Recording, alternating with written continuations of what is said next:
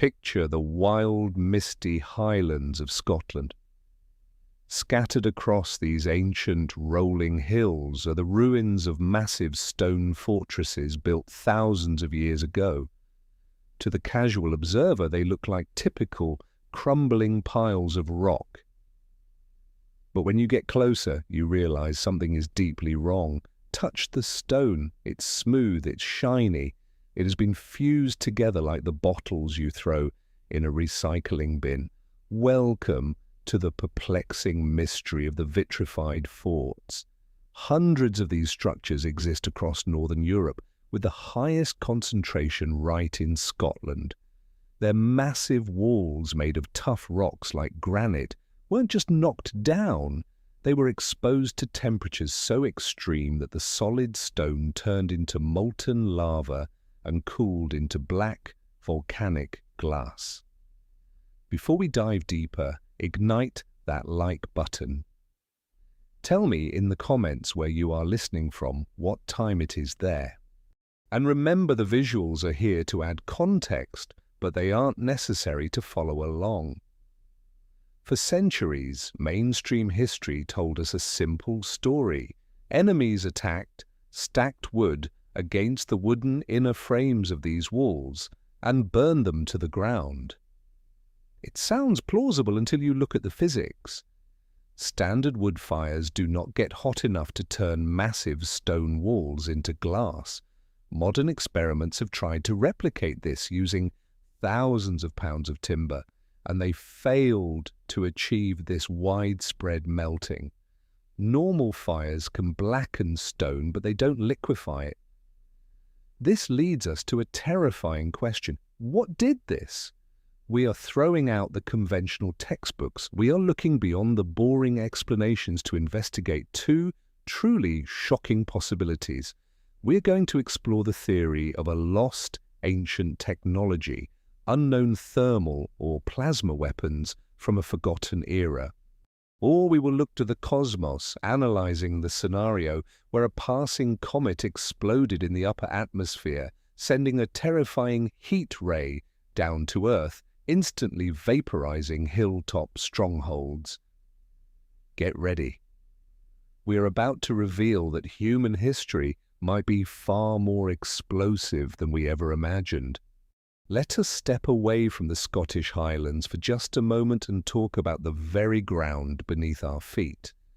To truly understand the baffling mystery of the vitrified forts, we first need to understand the fundamental physical process of what is actually happening to these stones. We need to answer a basic but crucial question. What exactly does the word vitrification mean? When we think of stone, we think of the ultimate symbol of permanence. We build banks, monuments and tombstones out of stone because it feels eternal.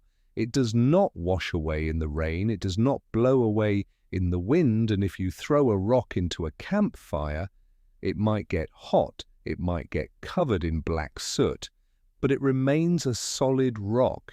It does not melt. We are conditioned to believe that rocks are practically indestructible, but the universe has a loophole, and that loophole is extreme heat.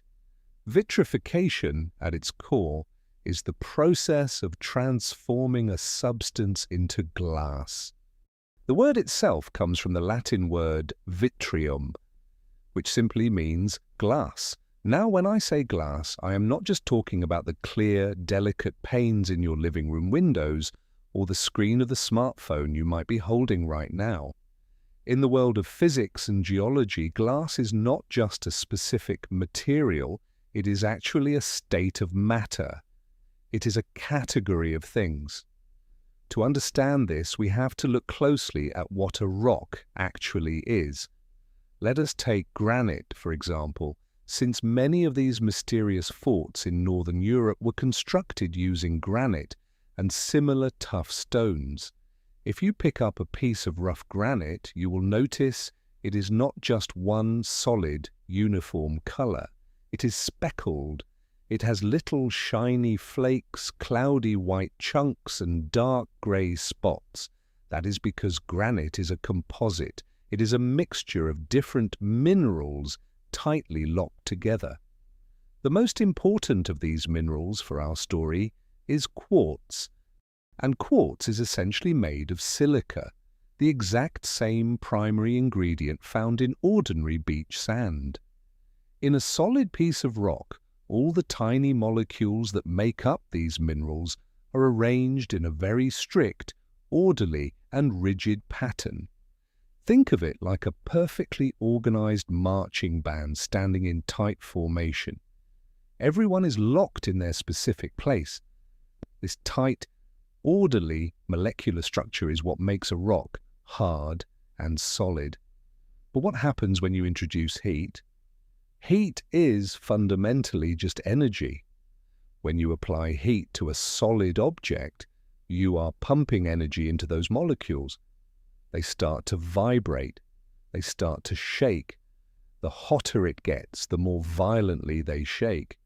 If you apply a standard amount of heat, like leaving a rock out in the blazing summer sun, the molecules just vibrate a little bit faster and the rock feels warm to the touch. However, if you apply an unimaginable, apocalyptic level of heat, something entirely different happens. The energy becomes too much for the rigid structure to handle. The marching band breaks formation. The molecular bonds that hold the rock together literally snap and collapse.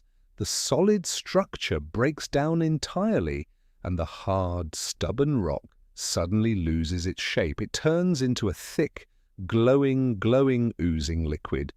It literally melts, just like an ice cube melting on a hot sidewalk, only millions of times more intense. Now, here is the secret to making glass. If that molten, glowing liquid rock is allowed to cool down incredibly slowly over thousands of years deep underground, the molecules will eventually calm down and organize themselves back into a neat, rigid pattern, forming a new, crystalline rock. But if that glowing, molten liquid is cooled down rapidly, if the temperature drops suddenly, the chaotic, disorganized molecules get frozen in place before they have a chance to line up neatly. They are trapped in a scrambled, random, liquid-like arrangement, even though they are now cold and solid to the touch. That solid material with a chaotic, unorganized molecular structure is what we call glass. It is hard, it is brittle, and it is usually smooth and shiny. That is the entire secret of vitrification.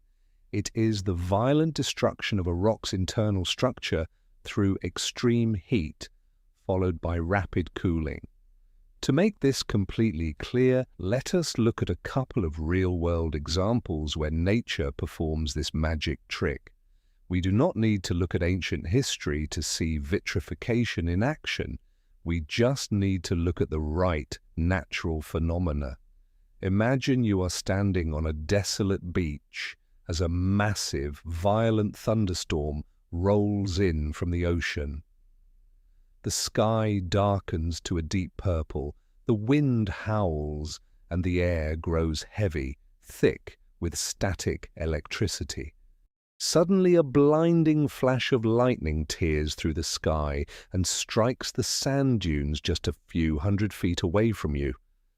In that tiny fraction of a second, the lightning bolt delivers a catastrophic amount of electrical energy directly into the beach. The temperature of a lightning bolt can reach an astonishing 50,000 degrees Fahrenheit. That is roughly 5 times hotter than the surface of our sun. When that unimaginable heat hits the silica sand on the beach, the sand grains do not just get warm. They do not just catch on fire. In a microsecond, the sand is instantly vaporized and melted. The electrical current travels down into the ground, melting a path through the sand as it goes. Because the surrounding sand is relatively cool, the newly melted liquid silica cools down almost instantly. If you were to walk over to where the lightning struck and carefully dig into the sand, you would find something incredible. You would find a hollow, branching tube of rough, cloudy glass stretching down into the earth. This is called a fulgurite, or sometimes petrified lightning. This is vitrification in its purest, most natural form. The extreme heat of the lightning instantly shattered the crystalline structure of the sand, turned it into a liquid, and the cool environment froze it into glass before it could reorganize. It is a perfect, miniature example of what happened to the massive stone walls of our mysterious forts, though on a much, much smaller scale. Mother Nature has another larger glass factory, volcanoes. Deep beneath the Earth's crust, temperatures are hot enough to keep rock in a constant state of thick, glowing sludge known as magma. When a volcano erupts, it violently expels this liquid rock onto the surface, where we call it lava. Usually lava flows down the side of a mountain, cooling relatively slowly over days or weeks, eventually hardening into rough, porous volcanic rocks like basalt or pumice. But occasionally the conditions are just right for a different outcome. Sometimes lava erupts and is immediately quenched. Perhaps it flows directly into a freezing cold ocean, or it is blasted into the freezing upper atmosphere during an explosive eruption. When this molten rock is shocked by a sudden, drastic drop in temperature, it cools so fast that no crystals can form. The chaotic liquid structure is instantly frozen solid. The result is a rock called obsidian. You might have seen obsidian in museums, or perhaps you know it by its pop culture name, dragon glass. It is dark, usually jet black, incredibly shiny, and when it breaks it forms edges so terrifyingly sharp that ancient humans used it to make their most prized arrowheads and surgical blades. Obsidian is simply natural volcanic glass. It is another perfect example of nature taking rock, applying intense heat, and cooling it rapidly to achieve vitrification. So we know for an absolute fact that vitrifying stone is possible. It is a basic rule of physics. We know exactly how it works, and we know that nature can do it when the conditions are extreme enough. But here is where the story takes a sharp turn into the unknown. Finding a small tube of glass on a beach after a lightning strike makes perfect sense. Finding chunks of black obsidian near a massive, active volcano makes perfect sense. But finding hundreds of thousands of pounds of heavily fused, violently melted glass sitting on top of quiet, grassy, wind-swept hills in the middle of the Scottish countryside, hills that are nowhere near any active volcanoes, that does not make sense. The ancient people who built these forts were incredibly resourceful, but they were working in the Iron Age. We are talking about farmers, hunters, and warriors whose highest technological achievement was forging basic metal tools over charcoal fires. The process of intentionally melting silica sand to make tiny, cloudy glass beads for jewelry was incredibly difficult for the most advanced ancient empires in Egypt and Mesopotamia. It required specialized clay furnaces and days of constant back-breaking labor just to produce a glass object the size of a marble. Yet in Northern Europe, we are looking at fortresses where entire perimeter walls, structures hundreds of feet long and 10 feet thick, made of solid, stubborn granite and basalt, have been transformed into continuous, flowing rivers of glass. The sheer volume of melted rock is staggering. We have established the recipe for vitrification. You need rock, you need an incomprehensible amount of heat, and you need it to happen relatively quickly. We have the rock. The hills are made of it. But where on earth did the heat come from? To truly grasp the impossibility of this mystery, we must look at the numbers. We need to look at exactly how hot really is, and why a simple campfire or a flaming arrow falls laughably short of explaining the glowing, melting nightmares that these fortresses must have become. To truly appreciate the sheer impossibility of the vitrified forts, we have to talk about numbers. But more importantly, we have to talk about how we, as human beings, experience heat in our everyday lives. The truth is, the human brain is actually terrible at comprehending extreme temperatures. We simply do not encounter them. Think about your daily routine. On a scorching summer afternoon, the temperature outside might reach 100 degrees Fahrenheit, or roughly 38 degrees Celsius. At that temperature, we feel miserable, we sweat profusely, and the asphalt on the road might get a little bit soft. When you boil a pot of water on your stove to make pasta, that water turns to rolling, bubbling steam at 212 degrees Fahrenheit or 100 degrees Celsius. If you accidentally spill that boiling water on your hand, it will cause severe, agonizing burns instantly. If you want to bake a thick crust pizza, you might crank your home oven up to its absolute maximum limit, usually around 500 degrees Fahrenheit, or roughly 260 degrees Celsius. When you open that oven door, the blast of heat that hits your face forces you to step back and blink. For the average person, a hot oven is the absolute ceiling of the heat we interact with. But to understand what happened to the massive stone walls scattered across the Scottish Highlands, we have to leave the realm of boiling water and baking ovens far behind. We have to enter a theatre of heat that is entirely alien to the natural, everyday world. Let us start with the most basic form of fire known to humanity, the campfire. For hundreds of thousands of years, humans have gathered around piles of burning wood for warmth, for protection, and to cook their food. Imagine a classic campfire. You have stacked up dry branches and logs, you have sparked a flame, and now you have a roaring, crackling fire. It is mesmerizing to look at. The bright orange flames lick the night air, and the glowing red embers at the base pulse with energy. How hot is that campfire? At its absolute peak, in the very center of those glowing red coals, a standard open-air wood fire can reach temperatures between 1,100 degrees and 1,470 degrees Fahrenheit. In Celsius, that is roughly 600 to 800 degrees. That is incredibly hot.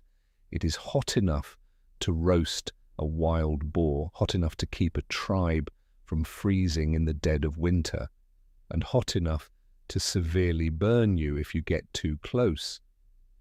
But think about how a campfire is constructed. What do you put around the edges to keep the fire from spreading into the dry grass? You build a ring of stones. You go to the riverbed or the hillside, you gather heavy rocks, granite, sandstone, basalt, and you arrange them in a circle. Those stones sit inches away from the roaring flames. They sit there all night. They sit there night after night, year after year. What happens to the stones in your campfire ring? Do they melt? Do they turn into flowing rivers of glossy black glass? Absolutely not. The flames lick the sides of the rocks, depositing a thick layer of black soot and carbon. If a rock gets incredibly hot and then a sudden rainstorm hits it, the rapid change in temperature might cause the rock to crack in half with a loud pop, a phenomenon known as thermal shock. But the rock remains a rock. Its physical structure never breaks down. A campfire, as hot and bright as it seems to our eyes, is utterly pathetic when it comes to altering the atomic structure of solid stone. So, a campfire cannot do it. What if we scale it up? What if the fire is much, much larger? This brings us to one of the most common traditional explanations offered by early historians to explain the vitrified forts. For a long time, the dominant theory was the siege and burn scenario. The idea was that enemy tribes attacked these hilltop fortresses.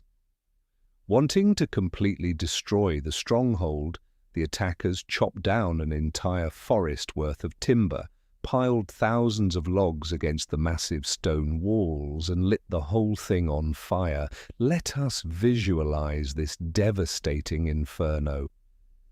Imagine a fire so massive that the flames leap 100 feet into the air. The heat is so intense that you cannot stand within a football field's distance without your hair singeing. The wind catches the fire, feeding it fresh oxygen, creating a roaring firestorm. Surely a fire of this apocalyptic size would be hot enough to melt stone, right? Wrong. This is where basic thermodynamics steps in and ruins the historian's neat little theory. It does not matter how much wood you pile onto a fire, wood has a maximum burning temperature. Think of it like a car's top speed. It doesn't matter how big the gas tank is, the engine can only spin so fast. Even in the most terrifying wind-driven forest fires, wildfires that consume millions of acres and destroy entire towns, the peak temperatures rarely exceed 1,800 degrees Fahrenheit, or roughly 1,000 degrees Celsius. You can see the proof of this in the tragic aftermath of modern house fires. When a wooden home burns completely to the ground, reducing the floors, walls and roof to a flat layer of grey ash, what is the one thing that always remains standing amidst the rubble? The brick or stone chimney. The chimney is completely engulfed in a blazing inferno, acting as a direct funnel for the hottest part of the fire, yet the bricks do not melt into a puddle of glass, they just get blackened. If a blazing forest fire or a burning building cannot melt stone, how could an attacking army possibly achieve it? To find humans who actually knew how to manipulate extreme heat in the ancient world, we have to look away from the battlefield and look inside the cramped, dark workshops of the Iron Age blacksmiths. The Celtic and Pictish people who inhabited northern Europe were master metal workers. They knew how to take raw ore and turn it into deadly swords, sturdy ploughs and beautiful jewelry. To melt copper or to heat iron to the point where it becomes soft enough to hammer on an anvil, a blacksmith needed temperatures far exceeding any campfire.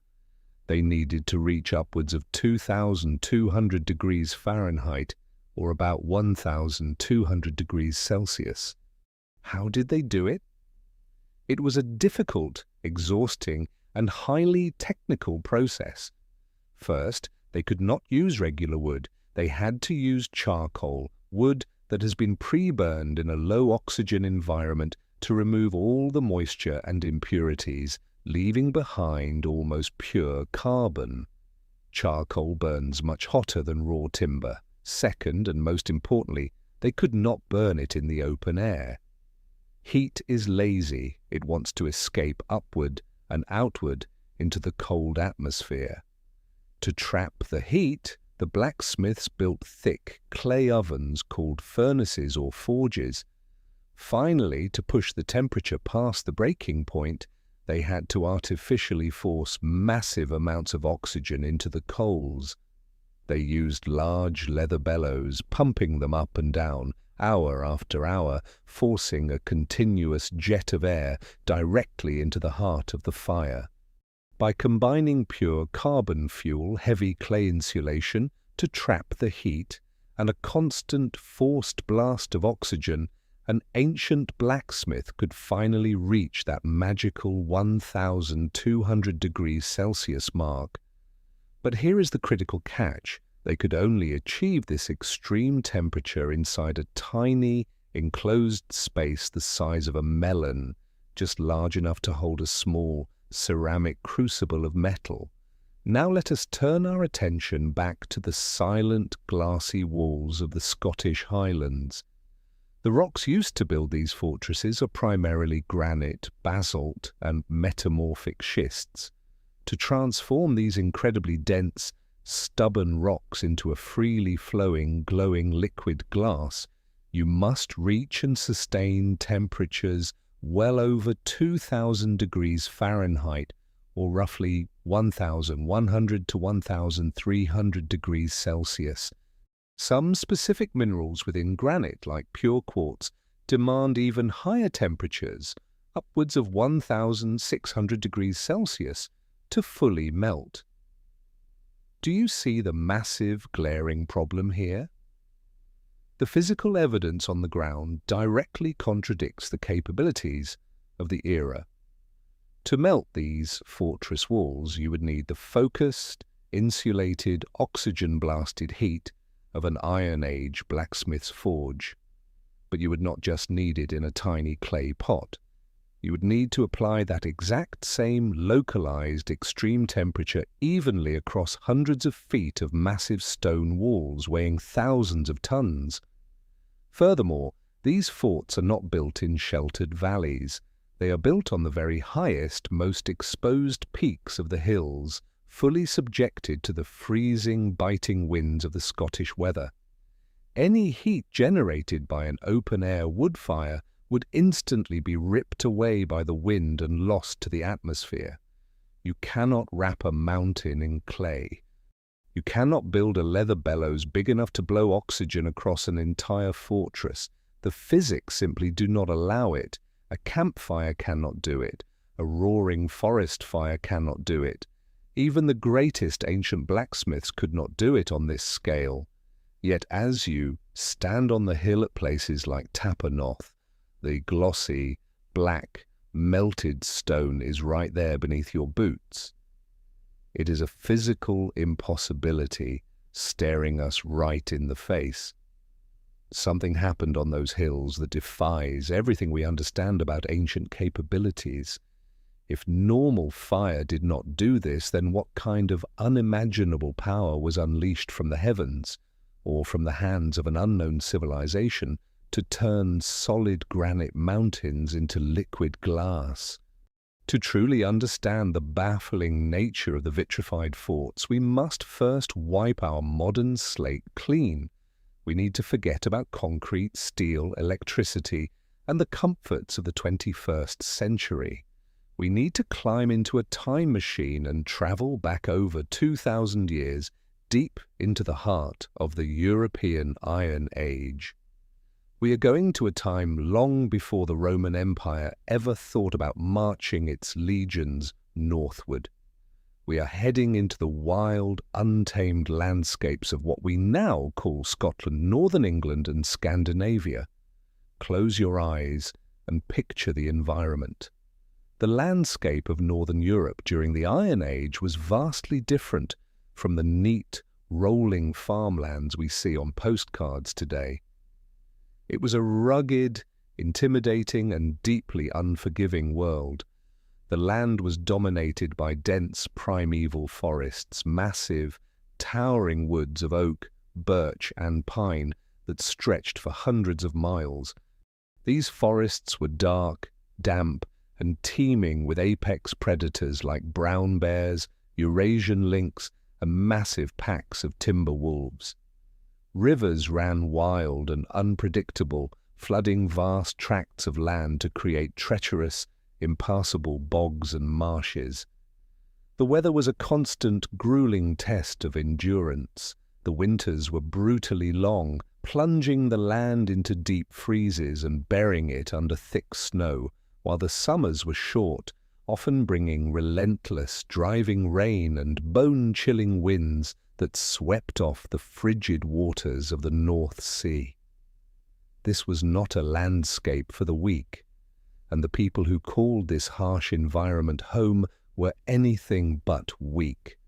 In the textbooks, they are often broadly categorized as the Celts, or in the specific northern regions of Scotland, they would later be known by the Romans as the Picts, a Latin term that simply translates to the painted people, due to their fierce tradition of covering their bodies in intricate blue tattoos using ink extracted from the woad plant. But we should not make the mistake of thinking of these people as primitive, grunting cavemen dressed in dirty rags. That is a Hollywood myth.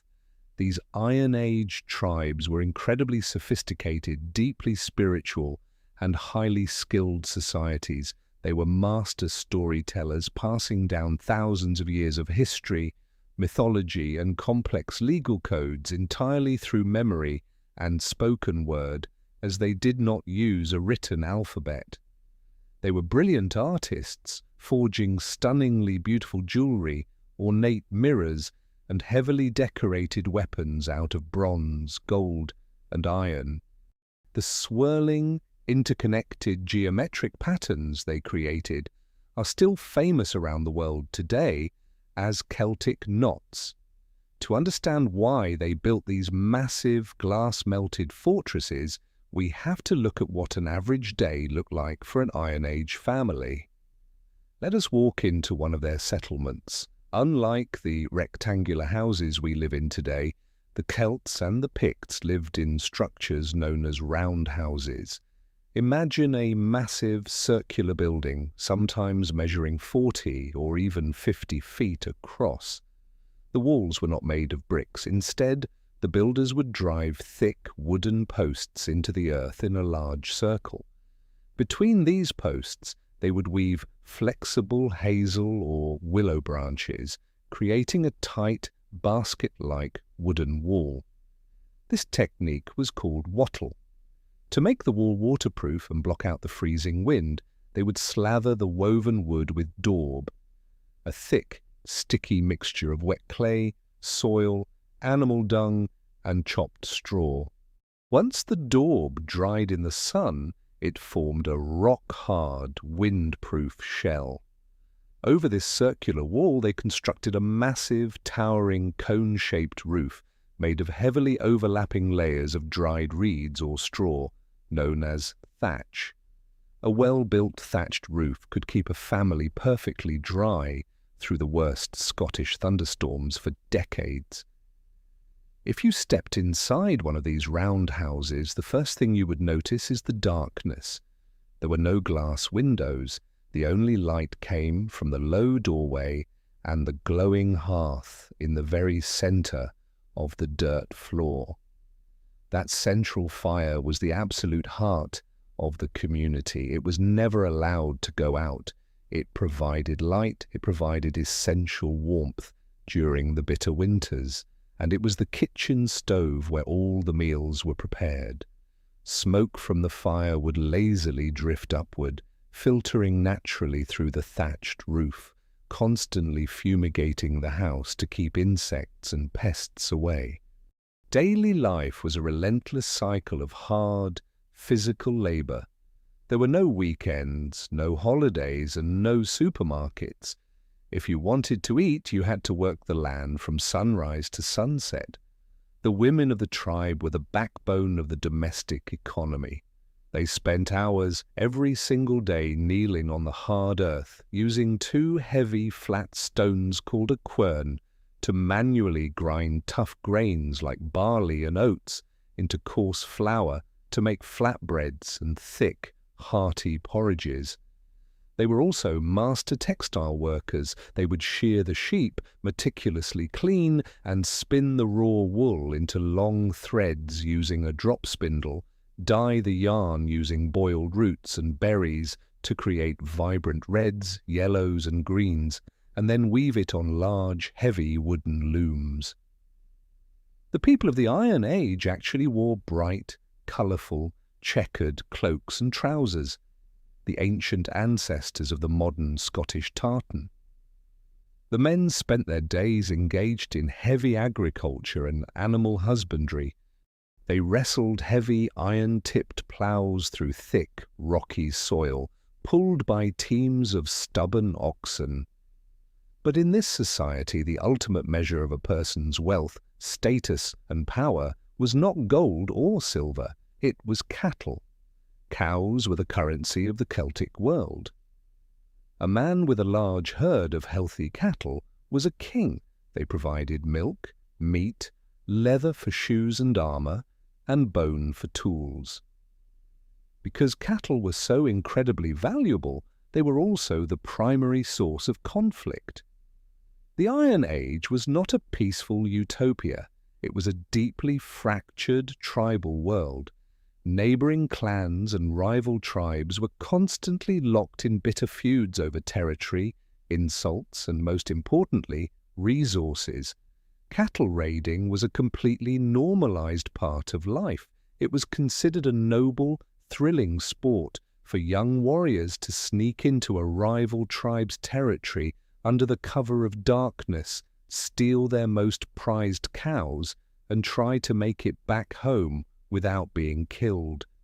But sometimes a small nighttime raid escalated into all-out bloody warfare. When tribal armies clashed, it was terrifying. Celtic warriors were famous for their sheer ferocity. They fought with long, heavy iron swords, thick wooden shields rimmed with metal, and deadly iron-tipped spears. They would often charge into battle screaming at the top of their lungs, blowing terrifying animal-headed war trumpets called carnixes that sounded like the shrieking of a demon, entirely designed to break the psychological nerve of their enemies. This constant, looming threat of violence, raiding and warfare is exactly what brings us to the tops of the hills. If you are a tribal leader and your entire community's survival depends on protecting your families, your winter food stores, and your precious herds of cattle from rival raiding parties, where do you build your village? Human logic and a desire for an easy life would tell you to build your homes down in the deep valleys. The valleys are where the rivers flow, providing easy access to fresh drinking water. The valleys are where the soil is thickest and most fertile for growing crops. The valleys are sheltered from the worst of the howling, freezing winds. Building a village next to a gentle river in a sunny valley makes perfect sense. But the Celts and the Picts did not do that. Instead, they looked up. They looked at the steepest, most imposing, most windswept, and most isolated hilltops in the region, and they decided, that is where we will live. We have to pause and deeply appreciate the absolute misery of this decision. Choosing to live on top of a Scottish hill during the Iron Age meant choosing a life of agonizing inconvenience. First of all, there is usually no running water on the top of a rocky hill. Water is heavy. 1 gallon of water weighs over 8 pounds. Imagine being a young member of the tribe and your daily chore is to take heavy clay jugs, walk all the way down the steep, rocky, treacherous slope to the river in the valley, fill the jugs, and then carry 50 or 60 pounds of freezing water all the way back up that mountain just so your family can drink and cook that day. Now imagine doing that in the pouring rain. Imagine doing that in the dead of winter when the hillside is covered in slippery, deadly ice. Furthermore, you cannot grow barley on a rocky summit. All the farming still had to be done down in the valley. That meant the farmers had to hike down the hill every morning, work a grueling day in the fields, and then hike back up the mountain before dark. And what about the building materials? To build those massive roundhouses and, more importantly, to build the gigantic stone and timber walls of the fortresses, the tribe had to manually haul thousands upon thousands of massive tree trunks and countless tons of heavy rock. up slopes so steep that modern hikers often struggle to climb them empty-handed. Why would they endure this self-inflicted torture? Why would they choose to live in the clouds, exposed to the harshest winds, completely cut off from easy water and food? The answer is fear and the ultimate need for control. A valley is a death trap. If you live in a valley surrounded by dense forests, an enemy warband can sneak up to the very edge of the trees completely undetected. They can wait until the dead of night, rush into your village while you are sleeping, burn your roundhouses, steal your cattle, and disappear back into the woods before you even have a chance to grab your sword. In a valley, you are blind. But on a hilltop, you are a god. When you stand at the summit of a hill like Noth or Dunnideer, you are granted a breathtaking 360-degree panorama of the entire world below you. You can see for tens of miles in every single direction. If a rival tribe tries to march an army toward your territory, you will see the sunlight glinting off their iron spear tips a full day before they even reach the base of your hill. If a small raiding party tries to sneak through the tall grass, you will spot them from above. A hilltop fortress completely eliminates the element of surprise. It forces the enemy to fight on your terms. If they want to attack you, they have to run uphill, exhausted, carrying heavy weapons and shields, while your warriors stand comfortably at the top, raining a devastating hail of rocks, spears, and arrows down upon them. Gravity becomes your greatest, most lethal ally. But beyond the pure military strategy, building a massive fortress on a high peak was an ultimate display of psychological dominance. It was a giant, unmistakable billboard to every other tribe in the region. It sent a clear message: look at the sheer power, the wealth, and the manpower we possess. We are so strong and we have so many willing hands that we can afford to carry an entire mountain of rock up into the sky just to build a wall. Do not mess with us. These hilltop settlements, which archaeologists now call hill forts, were the beating heart of Iron Age power. They were heavily fortified towns bustling with life, echoing with the sounds of blacksmiths hammering iron, children playing, and cattle lowing. They were sanctuaries designed to be absolutely impregnable. The people who built them poured decades of their lives, their sweat, and their blood into constructing the perfect defense. They genuinely believed that behind those massive stone walls standing high above the world, they were completely safe from any threat the earth could throw at them. And they were right. They were perfectly safe from spears, swords, and standard human armies. But as they slept securely in their hilltop fortresses, wrapped in their woven blankets, they had absolutely no idea that the walls they had so painstakingly built to protect them were about to become the very fuel for their fiery destruction.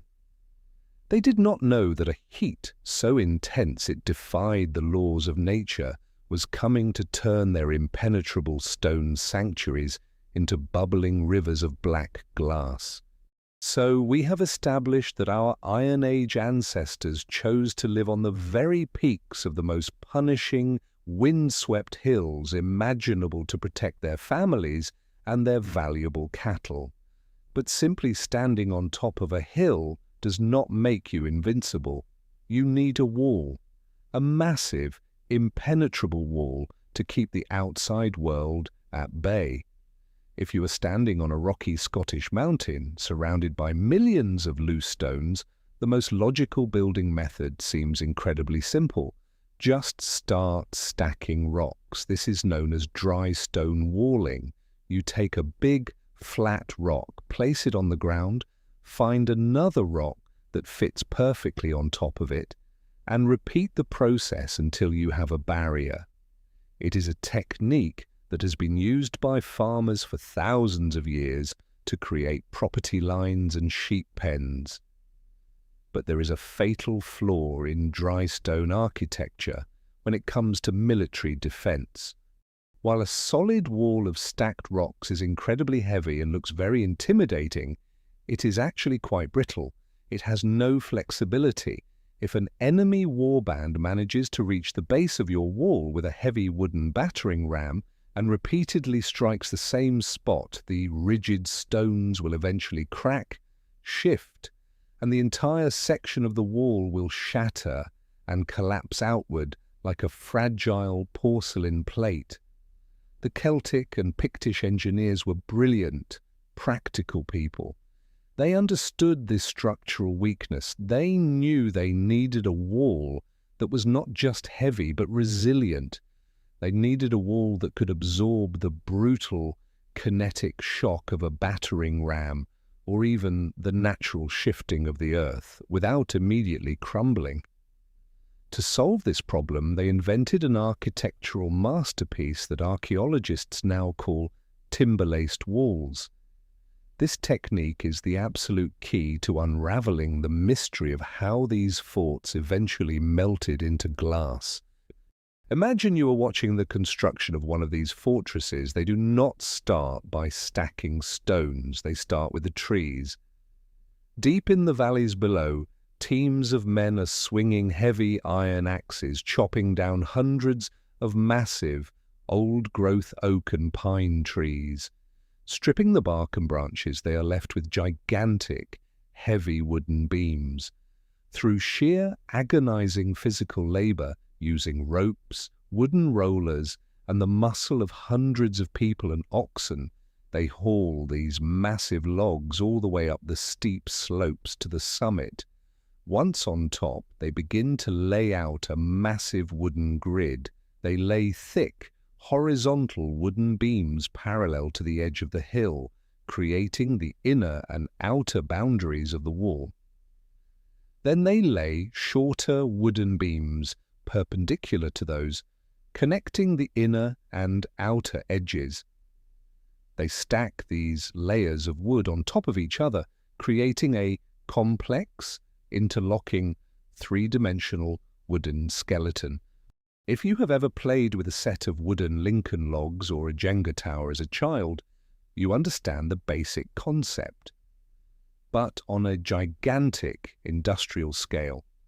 To modernize, this wooden framework serves the exact same purpose as the steel rebar grids we use when pouring modern concrete.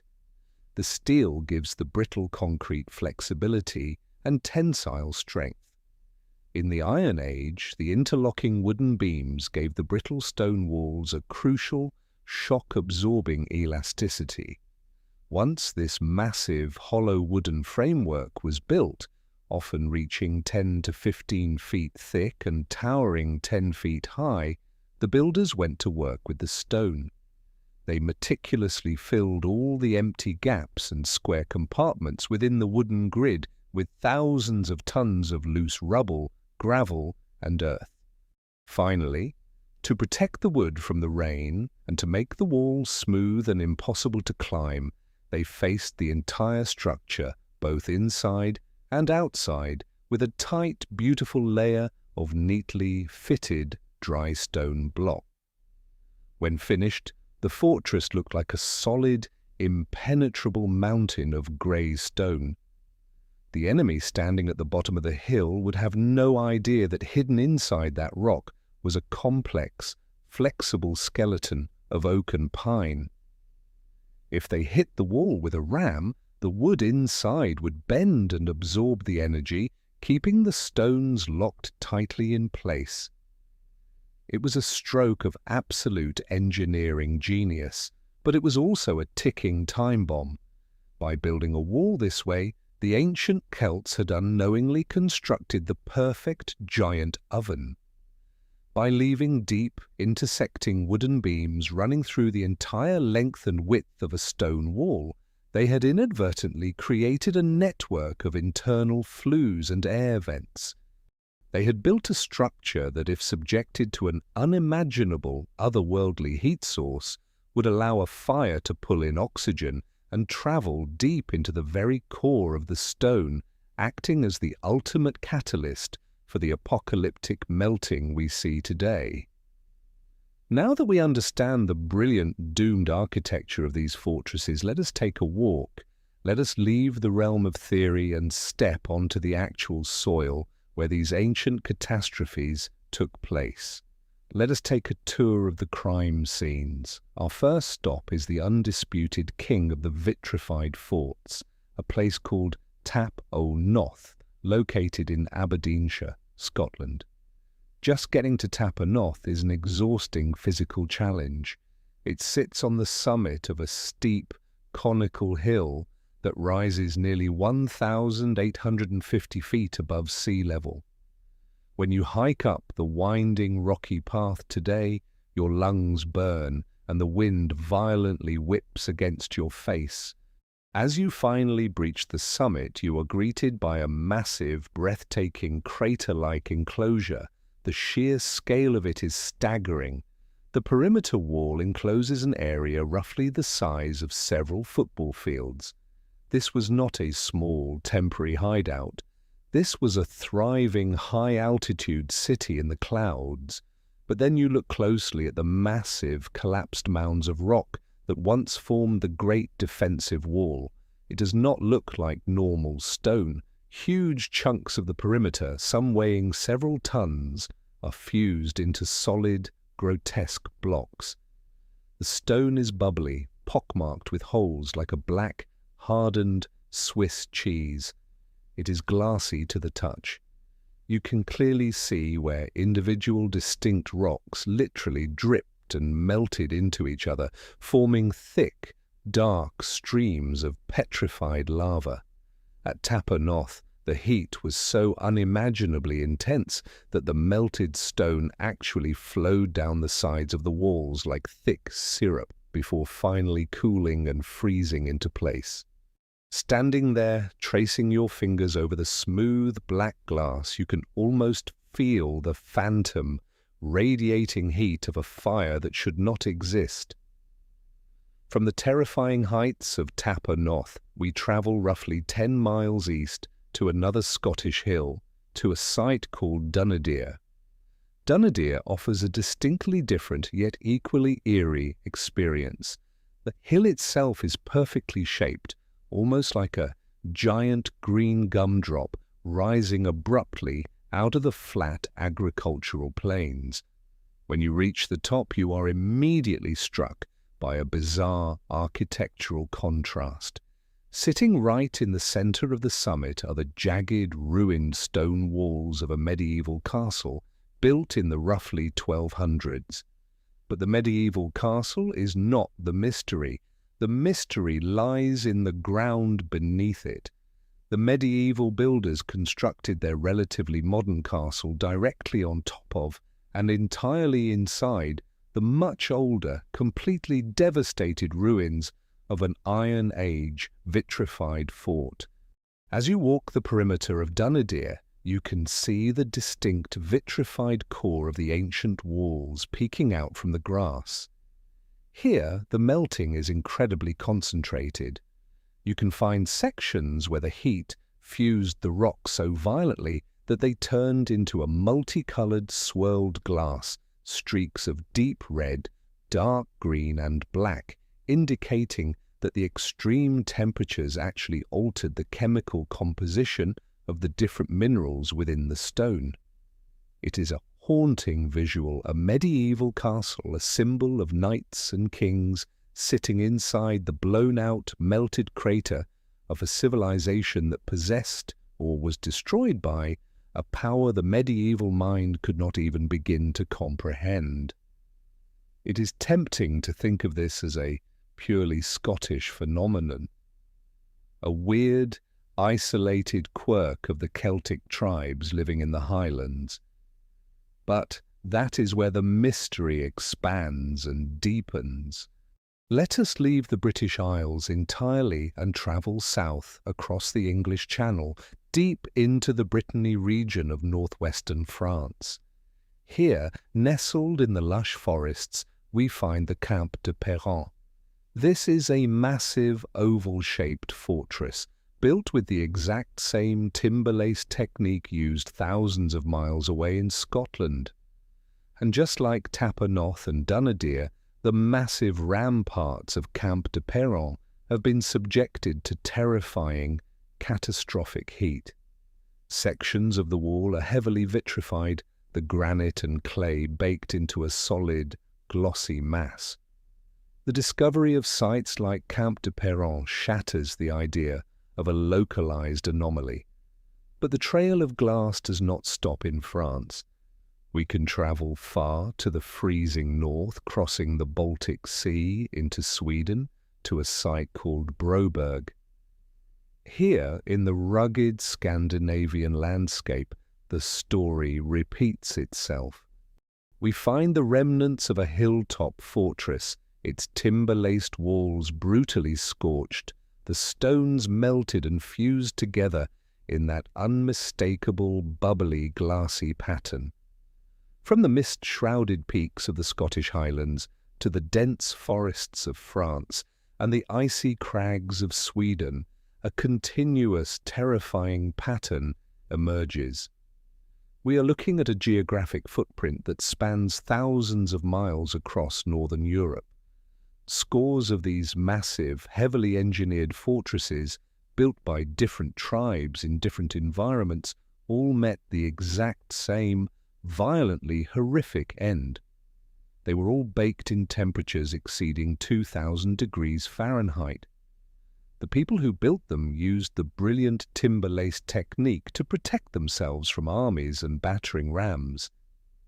But that very architecture acted as the perfect tinderbox for a thermal event so catastrophic, so widespread, and so entirely out of place in the Iron Age that conventional history simply shrugs its shoulders.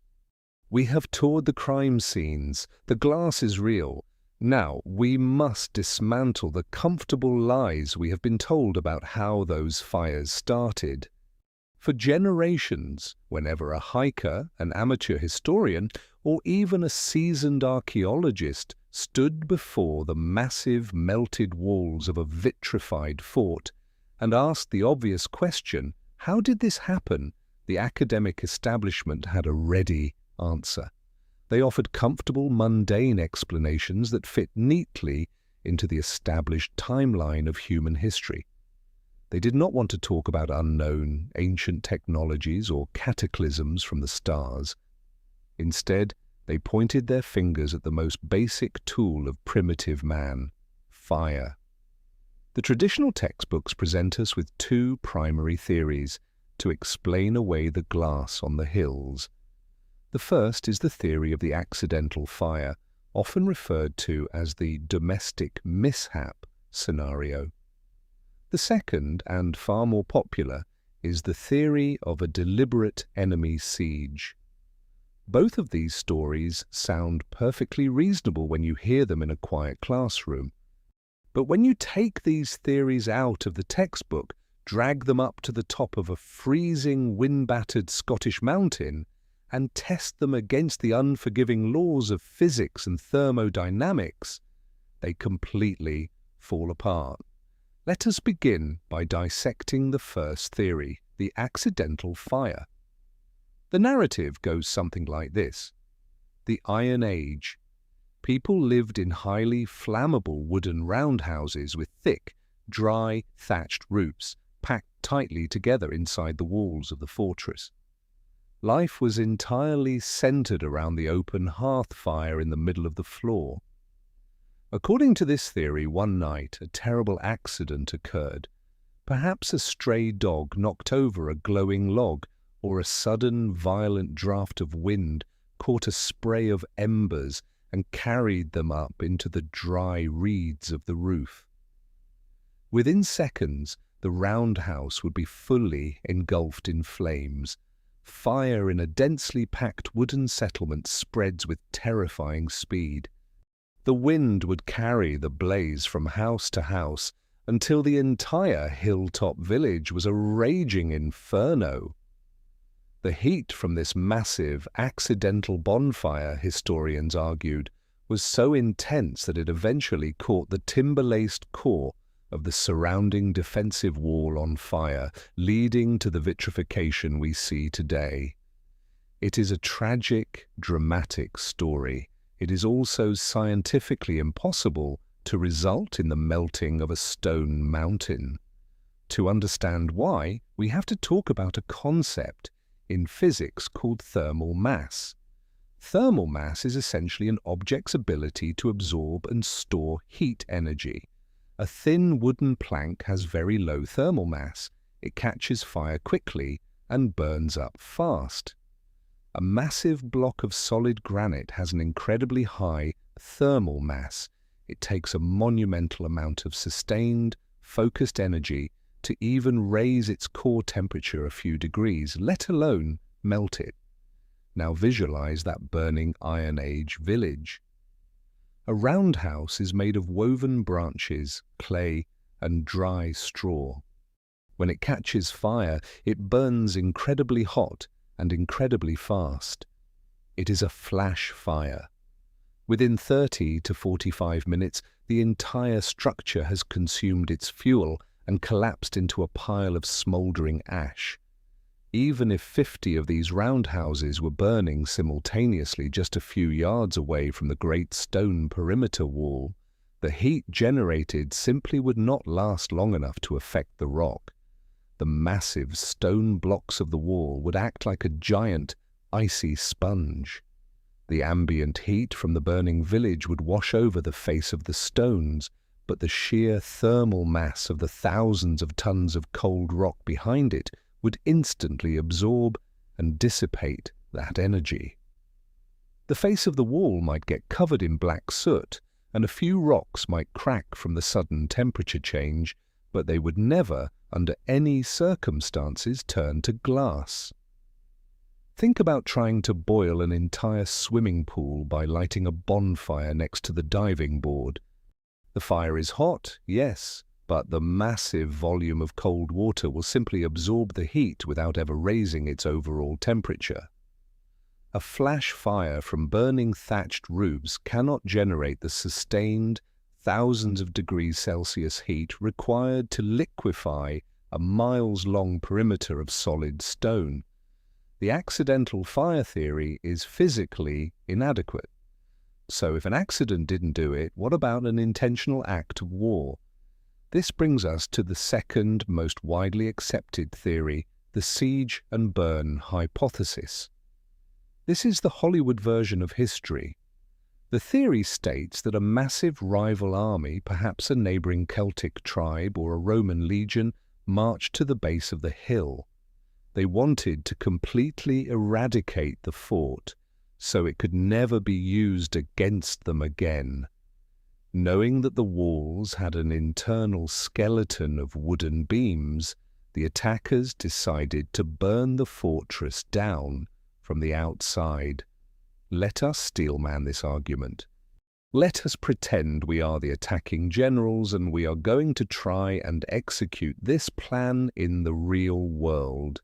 Immediately we run into an absolute nightmare of logistics and physics.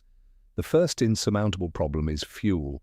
We have already established that wood fires max out at around 1000 degrees Celsius under perfect conditions, which is barely enough to begin softening certain stones, let alone create flowing rivers of liquid granite.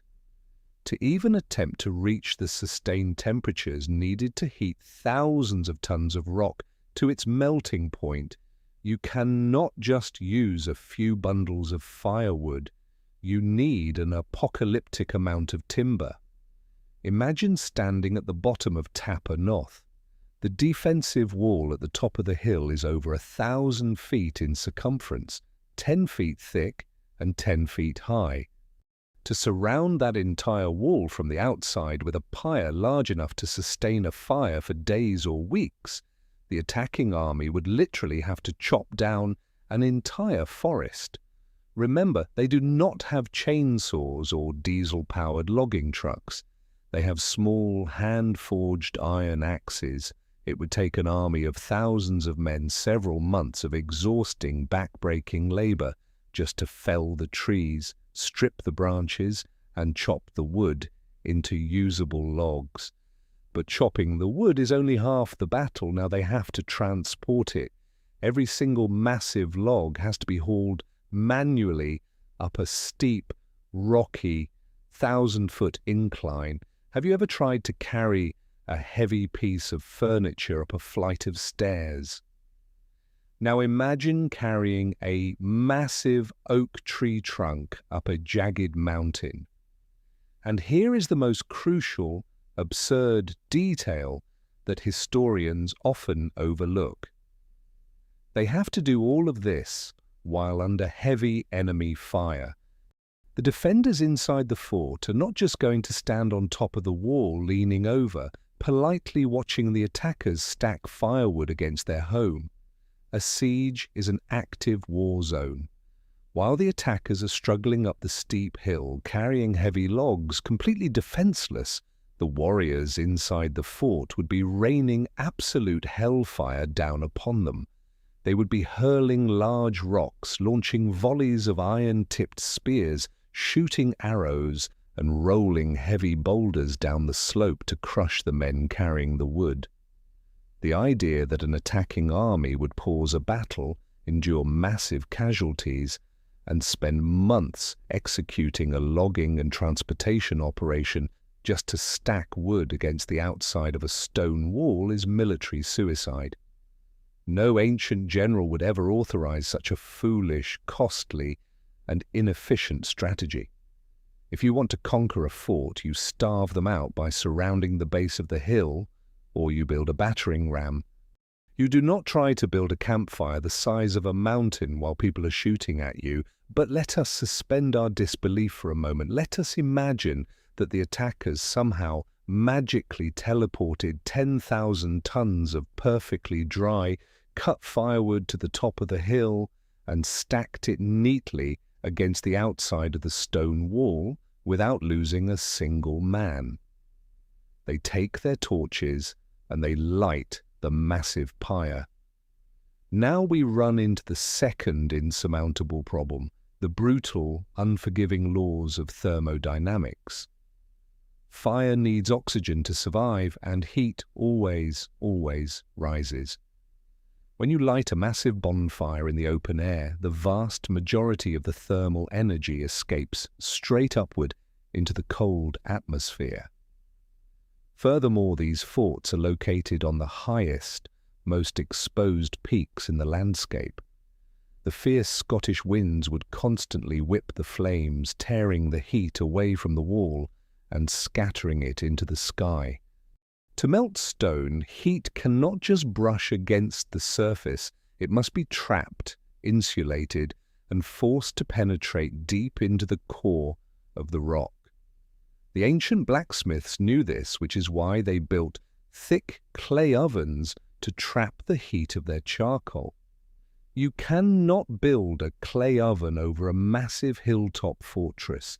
If you stack burning wood against the outside of a stone wall, the face of the stone will get incredibly hot, but the heat will not magically decide to travel horizontally, piercing through 10 feet of solid rock to ignite the wooden beams hidden deep inside the core.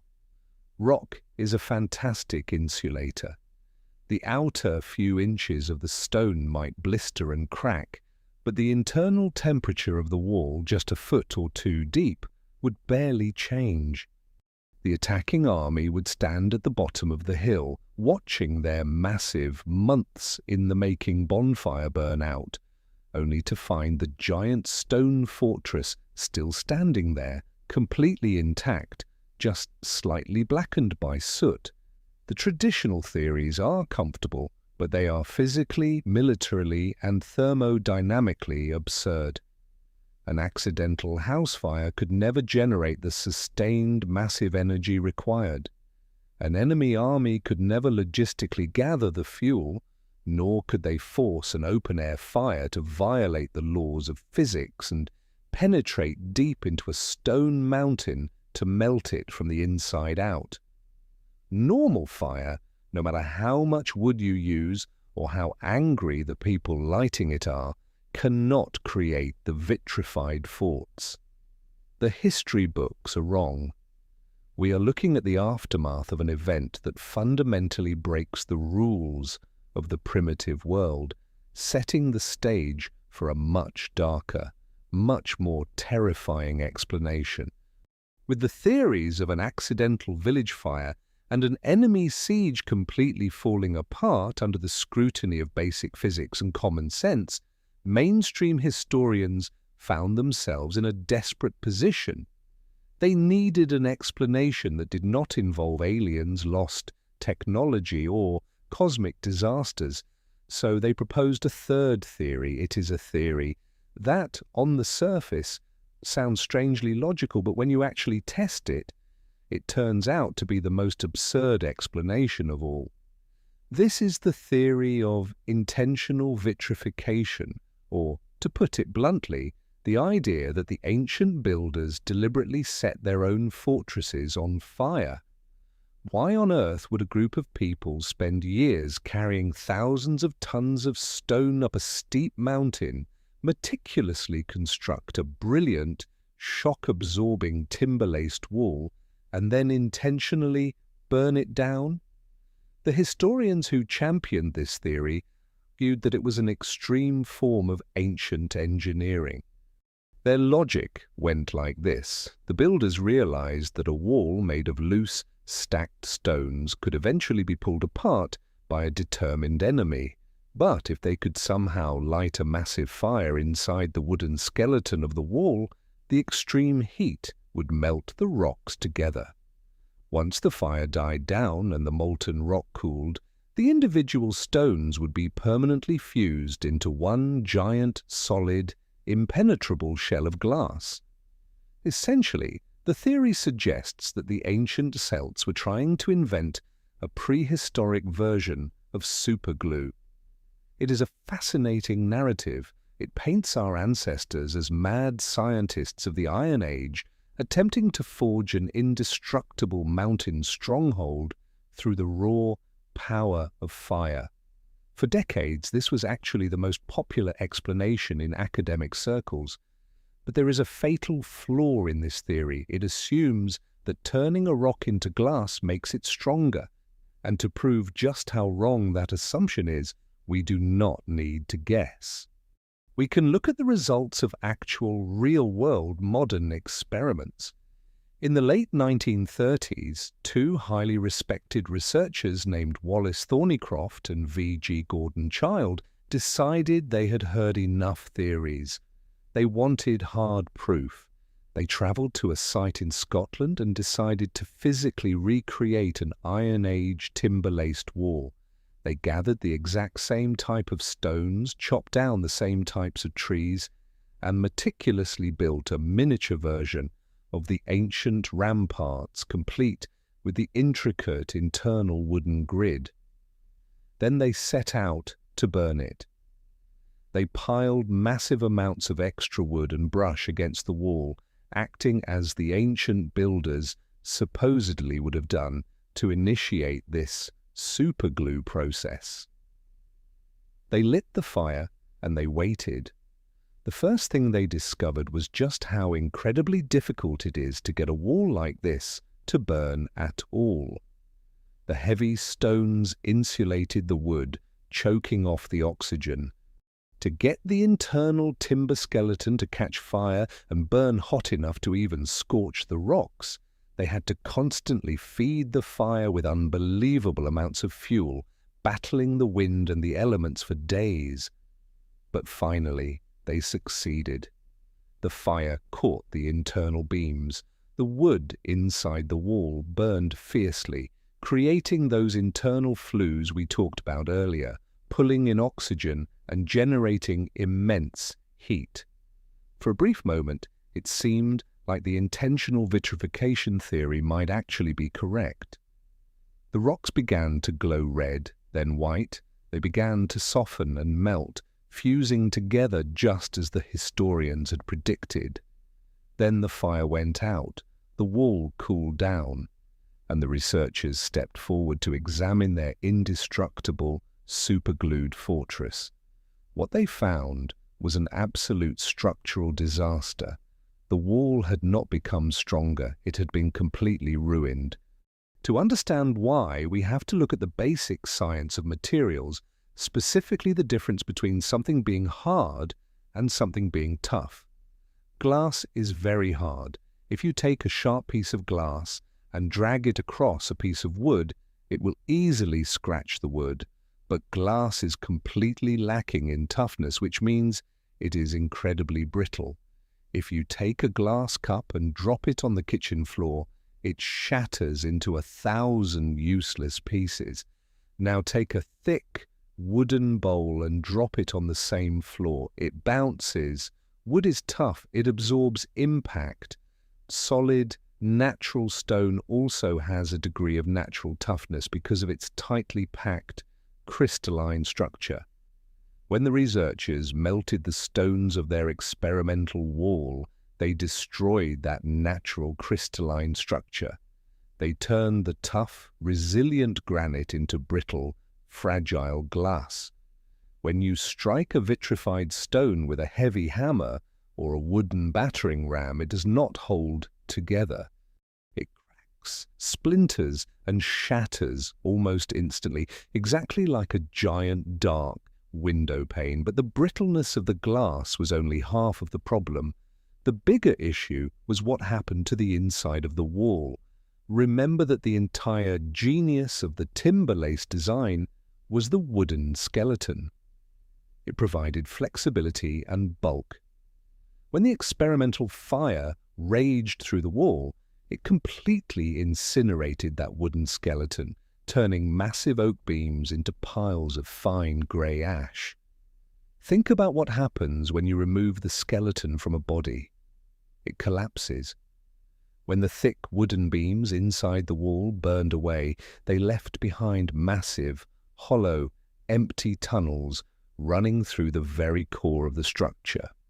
The wall literally lost its internal support. The heavy stones on top no longer had anything resting beneath them, so they violently shifted, slumped, and caved inward. The once tall, proud, perfectly straight defensive wall warped into a twisted, sagging, hollow honeycomb of fragile glass. The experiment proved, beyond a shadow of a doubt, that deliberately setting a timber-laced wall on fire is not an act of brilliant engineering. It is an act of catastrophic self-sabotage. It completely destroys the structural integrity of the fortress, rendering it utterly useless against a real attack. Now let us put ourselves back in the shoes of an Iron Age chieftain. Imagine you are the leader of a large Celtic tribe. You have just spent 5 grueling years forcing hundreds of your people to haul heavy stones and massive tree trunks up a freezing, wind-battered mountain. You have drained your tribe's resources and exhausted your workforce to build this magnificent, towering, shock-absorbing wall. It is the ultimate defense. It is your pride and joy. Are we seriously supposed to believe that this chieftain, a man whose entire survival depended on practical military strategy, would look at his finished masterpiece and say, "All right, now let's spend another 3 months chopping down an entire forest of wood, pile it against our beautiful new wall and set it on fire"? Are we supposed to believe that he would intentionally hollow out the core of his defenses, causing the walls to sag and warp? Are we supposed to believe he would purposely turn his tough, impact-resistant stone barrier into a brittle, glass-like shell that an enemy could smash through with a few heavy logs? And tactically, it is sheer madness. To execute this intentional burning, the entire tribe would have to evacuate the hilltop. They could not stay inside their wooden, thatch-roofed roundhouses while a fire hot enough to melt solid rock was raging just a few yards away. The radiant heat alone would spontaneously combust every home in the village.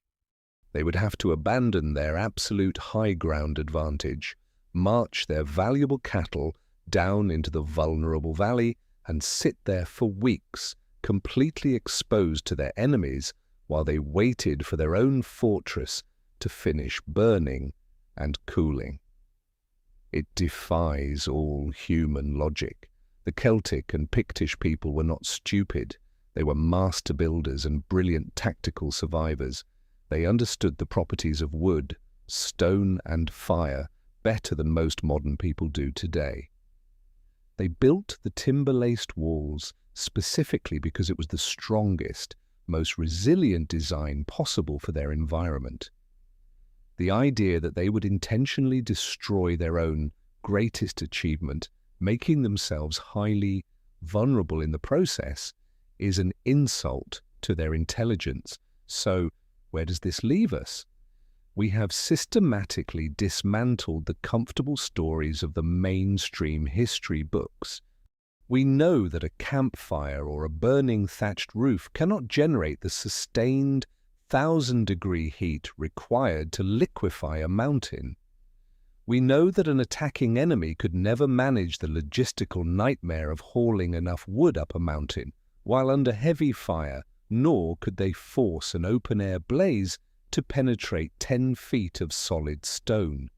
And thanks to modern archaeological experiments, we know with absolute certainty that the builders did not intentionally burn their own walls, because doing so creates a brittle, hollow, strategically useless ruin. Every conventional explanation fails the test of physics, the test of logistics, and the test of human logic. The fire that melted the fortresses of northern Europe was not a normal fire. It was not fueled by wood, and it was not lit by a primitive torch. We are left staring at a terrifying, unavoidable conclusion. To find the source of this apocalyptic heat, we must look away from the campfires of the Iron Age. We must step out of the bounds of known history and step into a world of terrifying power, looking either to a lost, highly advanced technology or to the devastating fury of the cosmos itself. We have reached a critical dead end in our investigation of the vitrified forts.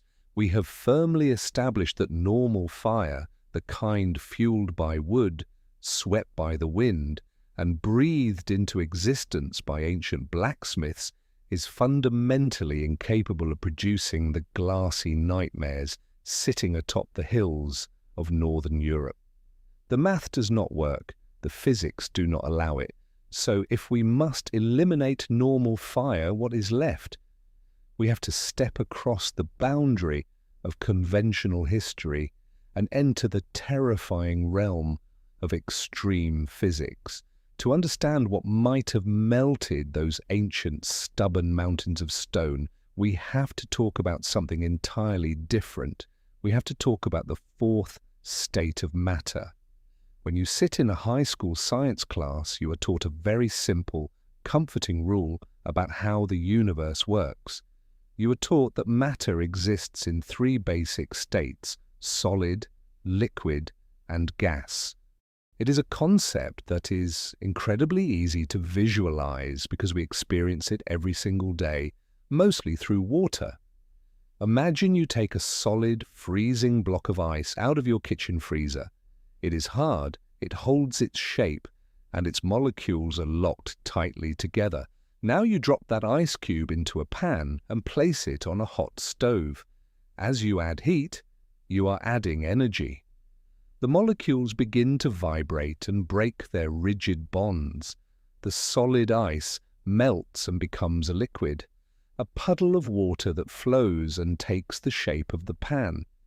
If you leave the burner on, you add even more heat energy.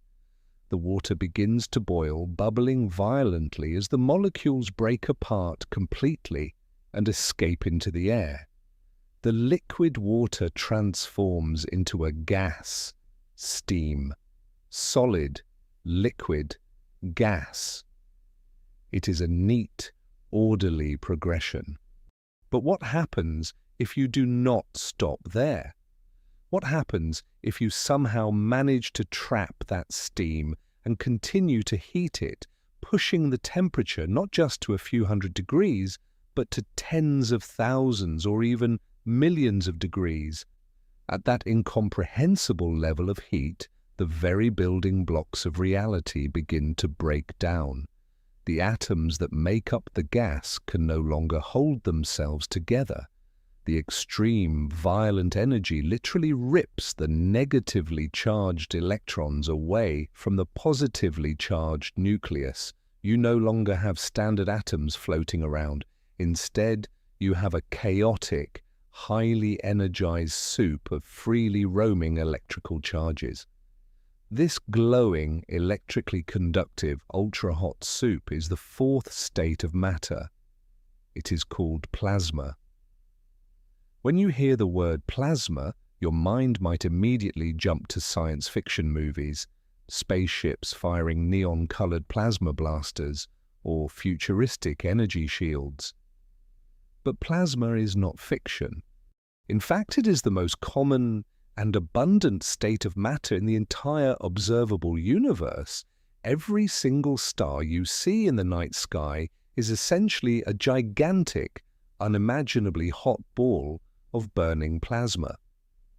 Our own sun is a massive sphere of plasma, but you do not have to look to deep space to find it. We interact with controlled plasma all the time here on Earth. When you walk down a busy city street at night and see the bright, glowing red and blue tubes of a neon sign, you are looking at plasma. Electricity is being pumped through a tube of gas, ionizing it and making it glow. More importantly for our investigation, humans use plasma when we need to generate extreme surgical heat to conquer strong materials. Think about a modern industrial welder. If a welder needs to cut through a thick plate of solid steel, they do not build a campfire underneath it. They use a plasma cutter. A plasma cutter shoots a high-velocity jet of gas and passes an electrical arc through it, turning the gas into a beam of plasma that can reach temperatures of roughly 40,000 degrees Fahrenheit. It instantly vaporizes the steel, slicing through it like a hot knife through soft butter. This is the neighborhood of heat we need to be looking at. A wood fire operates in the hundreds of degrees. Plasma operates in the tens of thousands. To melt the massive granite walls of a Scottish hill fort, you need a heat source that behaves less like a campfire and much more like a plasma arc. But when did humans first learn to unleash this kind of apocalyptic, plasma-level heat on a massive scale? It certainly was not during the Iron Age. To find an event where humans generated a flash of heat so intense that it instantly melted the Earth itself, we have to fast forward thousands of years. We have to leave the misty highlands of Scotland and travel to the scorching, desolate deserts of the American Southwest. The date is July 16th, 1945. The location is an incredibly remote, barren stretch of desert in New Mexico, appropriately named the Jornada del Muerto, which translates from Spanish to the Journey of the Dead Man. For years, under the utmost absolute secrecy, the United States government had been pouring billions of dollars and the greatest scientific minds on the planet into the Manhattan Project. Deep in the hidden laboratories of Los Alamos, brilliant physicists like J. Robert Oppenheimer had been racing to unlock the ultimate destructive power of the atom. They had built a device. They called it simply the Gadget. It was the world's first atomic bomb. Now it was time to test it. In the middle of the desert, they constructed a towering 100-foot-tall scaffolding made of heavy, solid steel. At the very top of this steel tower, they carefully hoisted the gadget, a large, heavy, spherical contraption packed with high explosives and a core of highly radioactive plutonium. Miles away, in reinforced concrete bunkers, scientists, military generals, and engineers waited in agonizing, breathless tension. They had done the math, they had theorized what would happen, but nobody truly knew for sure what was going to occur when they forced the fabric of the universe to split open. At exactly 5:29 in the morning, under the cover of darkness, the countdown reached 0. The explosion did not begin with a sound, it began with light, a flash of light so intense, so blindingly brilliant, that observers 20 miles away who were facing the opposite direction saw the surrounding mountains lit up brighter than the peak of a clear summer noon. The light was so fierce that it was said to have briefly illuminated the entire state of New Mexico. A fraction of a second later, the heat arrived. It was not a wave of warm air. It was a physical, terrifying wall of thermal radiation. A man standing 5 miles away from the explosion described the sensation as feeling like someone had suddenly opened a roaring industrial oven directly in his face. At the very center of the explosion, the temperature spiked to tens of millions of degrees. It was, for a fleeting moment, significantly hotter than the core of the sun. In that blinding microsecond, an enormous sphere of plasma was born on the surface of the Earth. Consider the 100-foot steel tower that the bomb was sitting on. Steel is an incredibly tough, resilient alloy that requires thousands of degrees just to melt into a liquid puddle. The heat from the atomic blast was so fast and so completely overwhelming that the massive steel tower did not even have time to melt. It completely skipped the liquid phase. The steel was instantly vaporized. It was turned directly into a gas, swallowed up and erased from existence by the expanding ball of nuclear plasma. Then came the shock wave, a tremendous, earth-shattering boom that shattered windows over 100 miles away, followed by the iconic, terrifying mushroom cloud that violently churned thousands of feet into the upper atmosphere, dragging millions of tons of desert dirt and debris up with it. The Trinity test, as it was called, was a success. Humanity had officially entered the nuclear age, forever altering the course of global history. But for our investigation into the vitrified forts, the most crucial part of the Trinity story did not happen in the sky. It happened on the ground, directly beneath the center of the explosion. Days later, when the radiation levels had dropped just enough to allow brief, cautious exploration, Oppenheimer and a team of scientists drove out to the epicenter, known as Ground Zero, to inspect the damage. They walked toward a shallow crater that stretched hundreds of feet across. When they looked down at their feet, they did not see the normal, fine, powdery beige sand of the New Mexico desert. The ground had been completely transformed. The scientists found themselves standing on a massive, unnatural lake of glass. The intense heat of the nuclear fireball had pressed down onto the desert floor. The silica sand, the exact same base material found in the quartz of the Scottish granite, had been subjected to an unimaginable thermal shock. The plasma had sucked the top layer of the desert up into the air, instantly melted the millions of grains of sand into liquid glass, and rained it back down. The desert floor had literally boiled and then rapidly cooled, leaving behind a thick, crunchy, blistered crust of glassy material.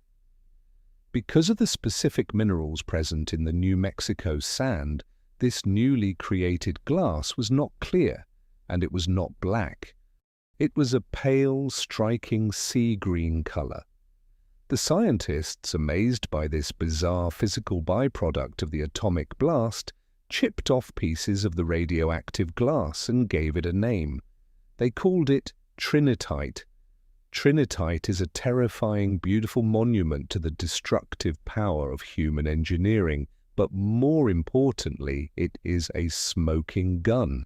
When modern geologists and material scientists take a piece of green trinitite from the American desert and place it under a microscope, and then they take a piece of the black, bubbly vitrified stone from a hill fort in Scotland and place it under another microscope, the resulting data is absolutely chilling. The chemical signatures are different, of course, because the base rocks are different.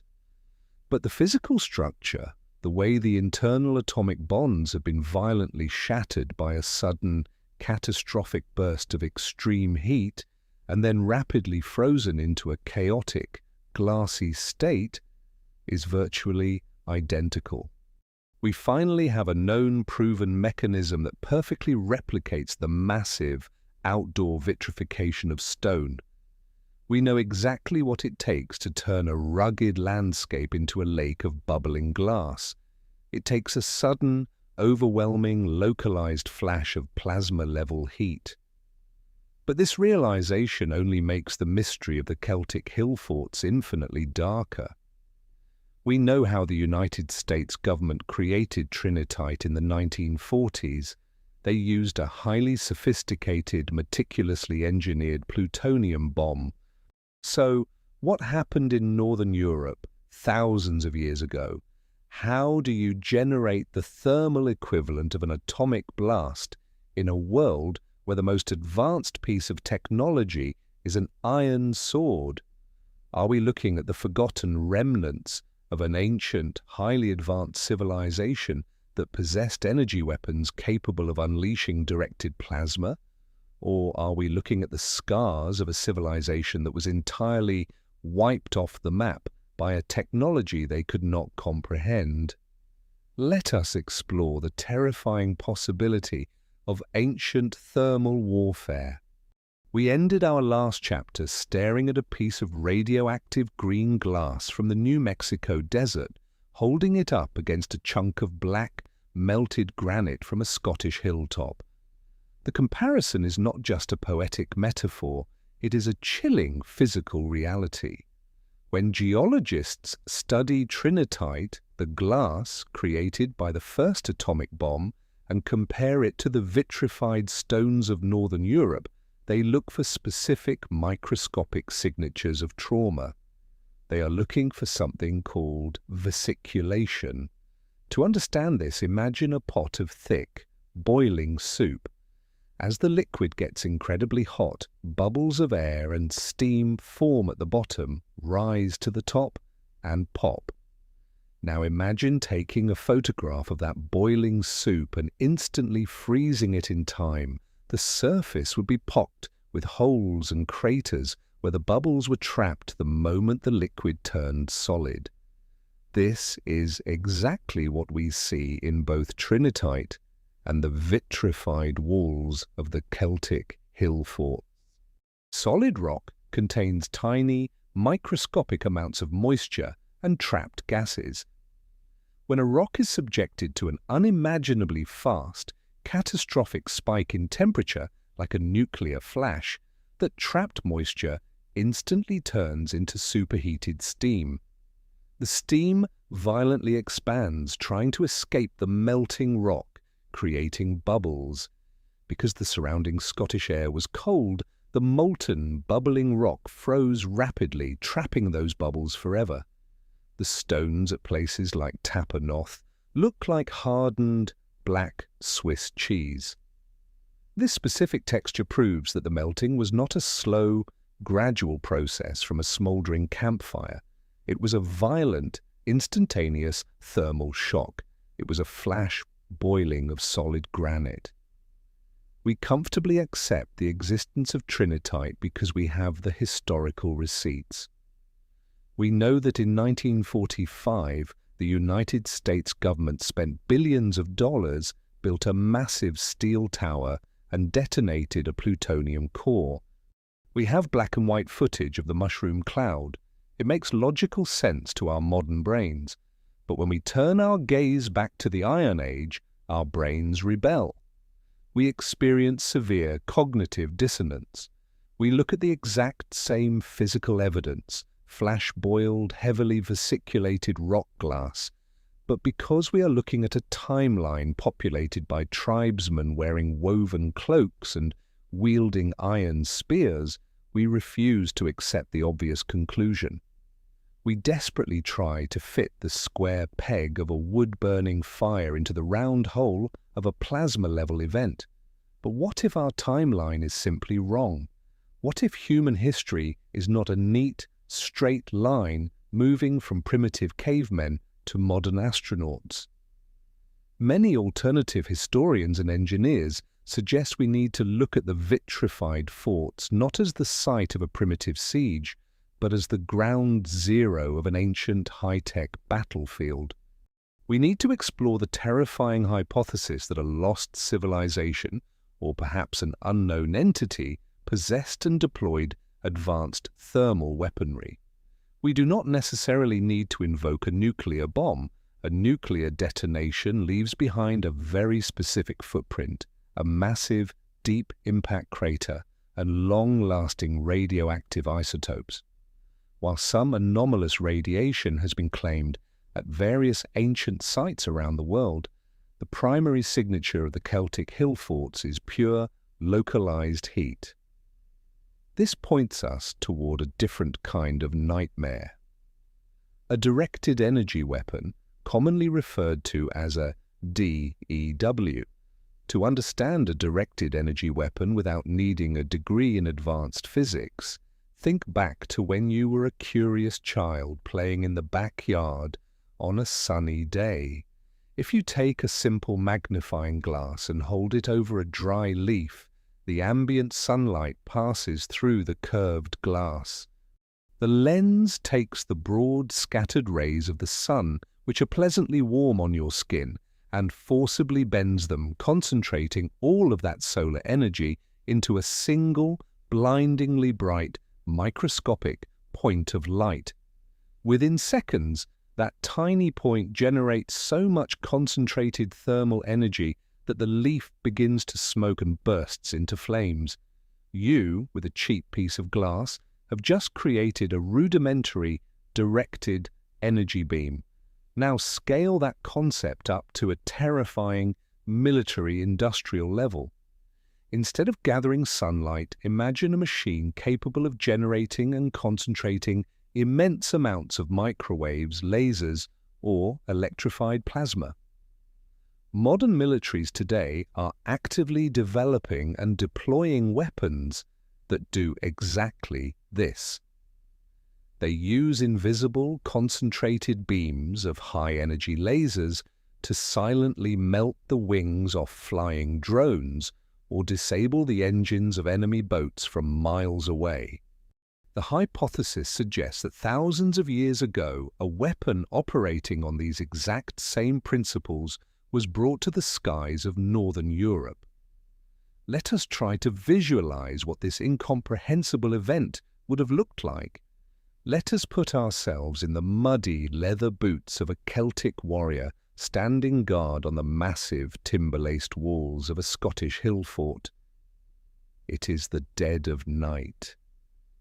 The wind is howling across the highlands, biting through your thick woolen cloak.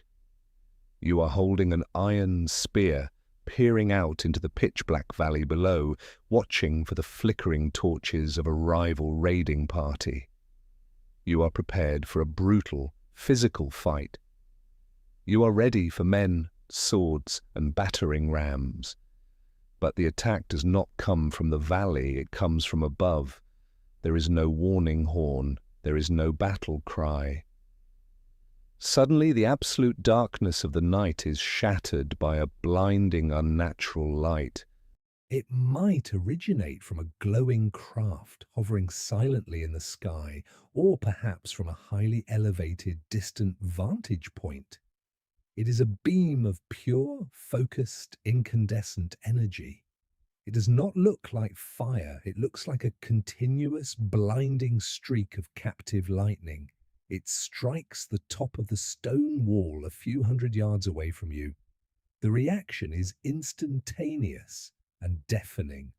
Unlike a regular fire that needs time to slowly warm up the surface of an object, the directed energy beam delivers thousands of degrees of heat in a microsecond. As the beam hits the granite blocks, the water trapped inside the stones flash vaporizes. The rocks begin to violently pop, crack, and explode like massive firecrackers. The beam begins to move. It sweeps horizontally along the perimeter of the fortress, painting the wall with apocalyptic heat. As the beam washes over the stones, the defensive architecture of the fort turns against it. Remember the brilliant timber-laced skeleton? The thick oak beams hidden deep inside the rock do not slowly catch fire. The radiant heat from the energy beam is so overwhelmingly intense that it penetrates the rock and causes the massive internal wooden logs to spontaneously combust. The entire internal framework of the wall vaporizes into superheated gas almost instantly. With the internal wooden skeleton gone, the wall loses its structural support. Simultaneously, the stones on the surface simply surrender to the heat. Their molecular bonds snap. The tough grey granite turns into a glowing, bubbling neon-orange sludge. The liquid rock oozes and flows down into the empty, hollow cavities left behind by the vaporized wood, filling the core of the wall with molten lava. For the Celtic guard standing on the wall, there is no defense. A wooden shield cannot block a plasma beam. An iron sword cannot cut through light. The human body, being composed mostly of water, would not even have time to register pain. Anyone caught directly in the path of the sweeping beam would be instantly vaporized, leaving absolutely no trace behind. Within a matter of minutes, the beam shuts off. The blinding light vanishes, returning the hilltop to the cold, dark night. The weapon, whatever it was, moves on to its next target, leaving behind a glowing, molten crater where a proud fortress stood just moments before. The freezing Scottish wind immediately goes to work. It sweeps over the bubbling liquid stone, rapidly drawing the heat away. The sudden drop in temperature freezes the chaotic, disorganized molecules of the melted granite before they can form crystals. By morning, the walls have hardened into a dark, twisted, glassy scar. This directed energy weapon scenario, while sounding like something pulled straight from a science fiction novel, elegantly solves every single physical problem that plagues the traditional historical theories. It solves the fuel problem. You do not need to chop down 10,000 trees and haul them up a mountain if your weapon is powered by an advanced internal energy core. It solves the temperature problem. A plasma or high-energy laser beam can easily reach and exceed the 1,300 degrees Celsius required to liquefy granite in seconds, leaving wood-burning campfires in the dust. It solves the location problem. Why are these vitrified forts only found on the very highest, most prominent peaks of the landscape? If you are a primitive army on foot, a hilltop fort is your worst nightmare to attack. But if you are commanding an aerial vessel equipped with a directed energy weapon, a hilltop fort is the easiest, most exposed target in the world. There are no trees to block your line of sight, and the target is elevated, presenting a clear, unobstructed canvas for your beam to sweep across. And finally, It perfectly explains the total lack of conventional battlefield evidence. When archaeologists dig around these melted forts, they rarely find the thousands of scattered arrowheads, broken swords, or smashed battering rams that typically litter the site of a massive, prolonged ancient siege. The destruction is entirely asymmetrical. It looks less like a battle between two equal armies and much more like a swift, clinical extermination. But the idea of ancient, high-tech energy weapons sweeping across the Scottish skies is a bitter pill for many to swallow. It forces us to question everything we know about human progress. If such incredible, terrifying technology existed thousands of years ago, who wielded it? Where did they go, and why did they leave nothing behind but melted rocks? Before we fully commit to the idea of ancient stormtroopers firing plasma cannons at Celtic farmers, we must look to the heavens, because there is another force in the universe capable of delivering sudden, catastrophic, top-down thermal shock. It does not require a lost civilization, and it does not require advanced technology. It only requires incredibly bad cosmic luck. To find our second suspect for the melting of the world, we have to look up at the rocks that are currently hurtling through the dark, frozen vacuum of deep space. If we are going to seriously entertain the terrifying idea that advanced plasma-level thermal weapons were deployed on the hills of northern Europe thousands of years ago, we run into a massive, glaring question. If a civilization possessed this kind of apocalyptic technology, where is the written record of it? Why aren't there ancient history books detailing the construction of these energy cannons? To answer that, we have to fundamentally change the way we look at ancient texts. We have to change how we define the word mythology. Imagine, for a moment, that you take a modern smartphone, a drone, and a laser pointer, and you travel back in time to a primitive Bronze Age village. You fly the drone over their heads, you shine the laser pointer at their shields, and you show them a video on your phone. When you leave, how are those people going to describe what they just saw? They do not have the vocabulary to say lithium-ion battery, quadcopter, or light-emitting diode. Instead, they will use the only words they have. They will tell their children about a wizard who commanded a loud, buzzing mechanical bird. They will talk about a magic wand that shot a beam of captured sunlight. They will describe a small, glowing mirror that held tiny, moving people inside it. Over hundreds of years, that true story will be passed down from generation to generation. It will be exaggerated, mistranslated, and turned into a religious fable. It will become a myth. Many alternative historians and researchers believe that the mythologies of the world are not just fictional fairy tales invented by bored farmers sitting around a campfire. Instead, they believe these ancient stories act as the black box flight recorders of human history. They are distorted, primitive descriptions of highly advanced technology and catastrophic events that the ancient mind simply could not comprehend. When we look at global mythology through this specific lens, the idea of directed energy weapons and plasma fire wiping out fortresses does not seem crazy at all.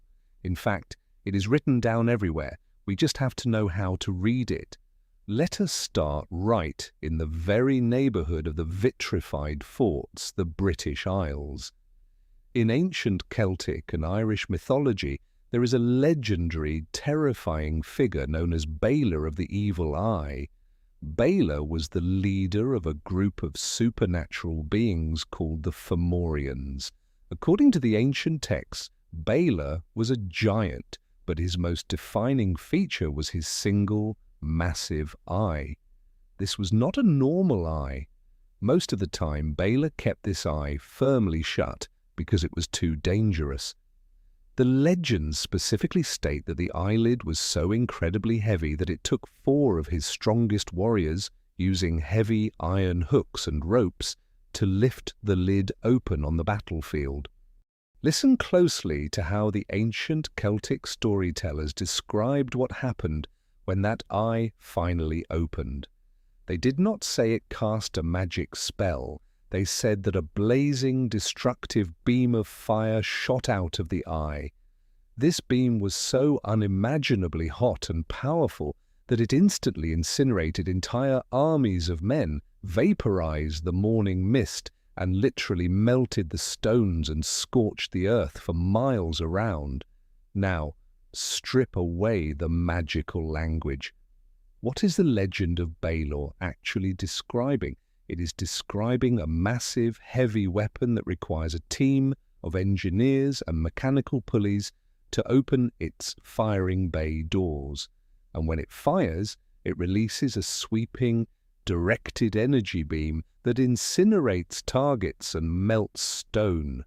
It sounds exactly like a primitive, terrified eyewitness account of the exact type of weapon that could turn the granite walls of Noth into bubbling liquid glass.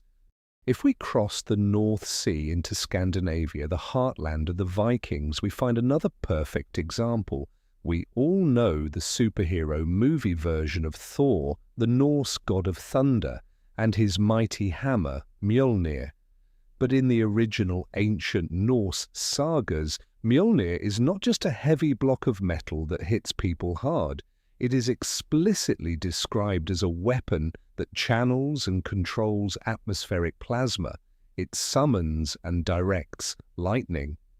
The ancient texts say that when Thor threw his weapon, it would strike the tallest mountains and shatter the solid rock, melting the peaks and leaving behind blackened, scorched earth. Again, we see the oral memory of a top-down, aerial thermal strike destroying stone structures. But to find the most chilling, clinically accurate descriptions of advanced ancient warfare, we have to leave Europe entirely and travel thousands of miles east to ancient India. We must look at the Mahabharata and the Ramayana, the great Sanskrit epics of Hindu history. Unlike the Celtic stories, which are shrouded in mythic fog, the Indian epics read like highly detailed, technical military logs. These texts describe massive global wars fought between ancient empires, but they were not fighting with swords and elephants. They were fighting in the sky. The texts extensively describe flying machines called vimanas.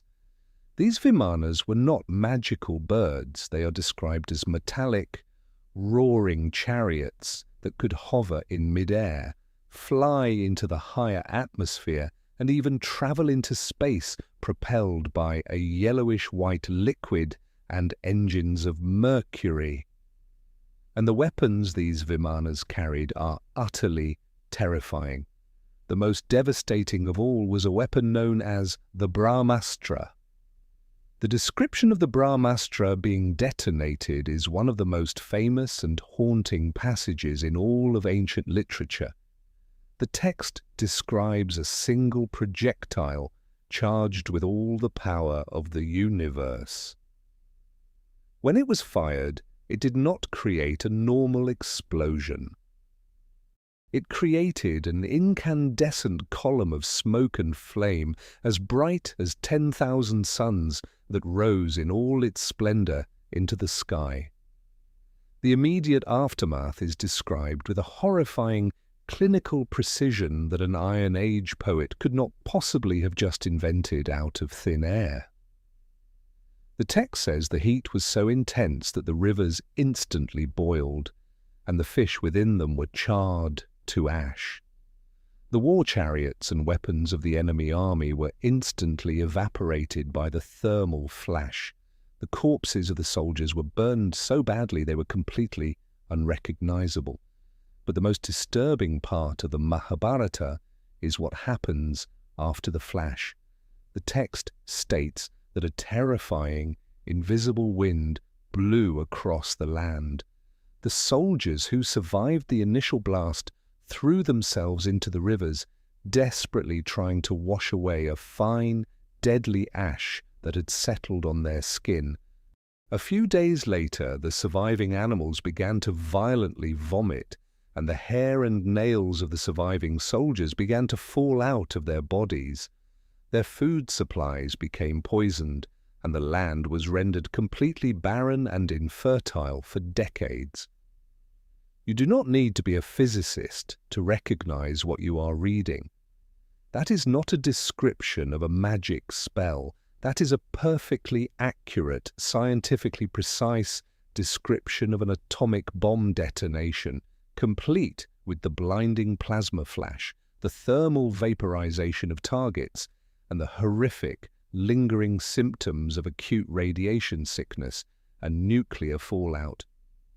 In fact, when J. Robert Oppenheimer, the father of the modern atomic bomb, watched the first nuclear test in the New Mexico desert, the very explosion that created the green Trinitite glass, he famously quoted the exact same ancient Indian text, "Now I am become death, the destroyer of worlds."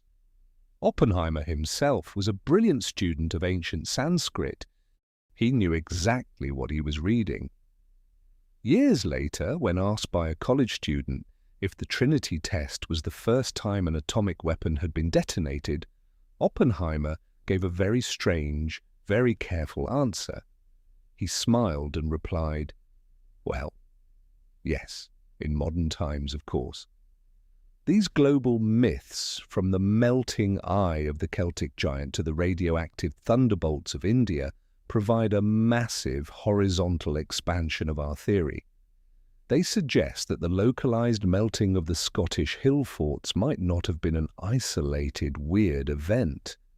It might have been just one small skirmish in a global high-tech war that ravaged the planet in deep antiquity, leaving behind nothing but radioactive sand, vitrified fortresses, and traumatized survivors who passed down the stories of angry gods breathing fire from the sky. But for those who still refuse to believe that advanced technology could exist and then be completely lost to history, we only need to look at a historically documented, undisputed fact: Greek fire. We do not have to rely on ancient myths to prove that humanity can invent a devastating thermal weapon and then completely forget how to make it. In the 7th century, the Byzantine Empire, defending the great city of Constantinople, deployed a weapon that completely changed naval warfare. It was called Greek fire. It was a highly pressurized, liquid incendiary weapon. The Byzantines mounted bronze tubes, essentially ancient flamethrowers, onto the fronts of their warships.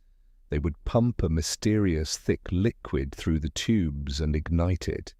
The resulting jet of liquid fire was apocalyptic. Greek fire was not normal fire, it burned on top of the water. In fact, pouring water on it actually made the fire spread and burn hotter. It stuck to the wooden hulls of enemy ships, melting the pitch and burning the sailors alive. It could not be put out with sand or blankets. When an enemy fleet saw the bronze tubes of the Byzantine ships, they often just turned around and surrendered in absolute terror. Greek fire was the ultimate superpower weapon of the Middle Ages. It saved the Byzantine Empire from complete destruction multiple times. Because it was so powerful, the recipe for Greek fire was made the absolute highest state secret. Only a tiny handful of people, including the emperor and his top alchemists, knew how to manufacture it. And then the empire slowly crumbled. The people who knew the recipe died. The manufacturing facilities were lost. By the time the Middle Ages ended, the greatest thermal weapon in the world was gone.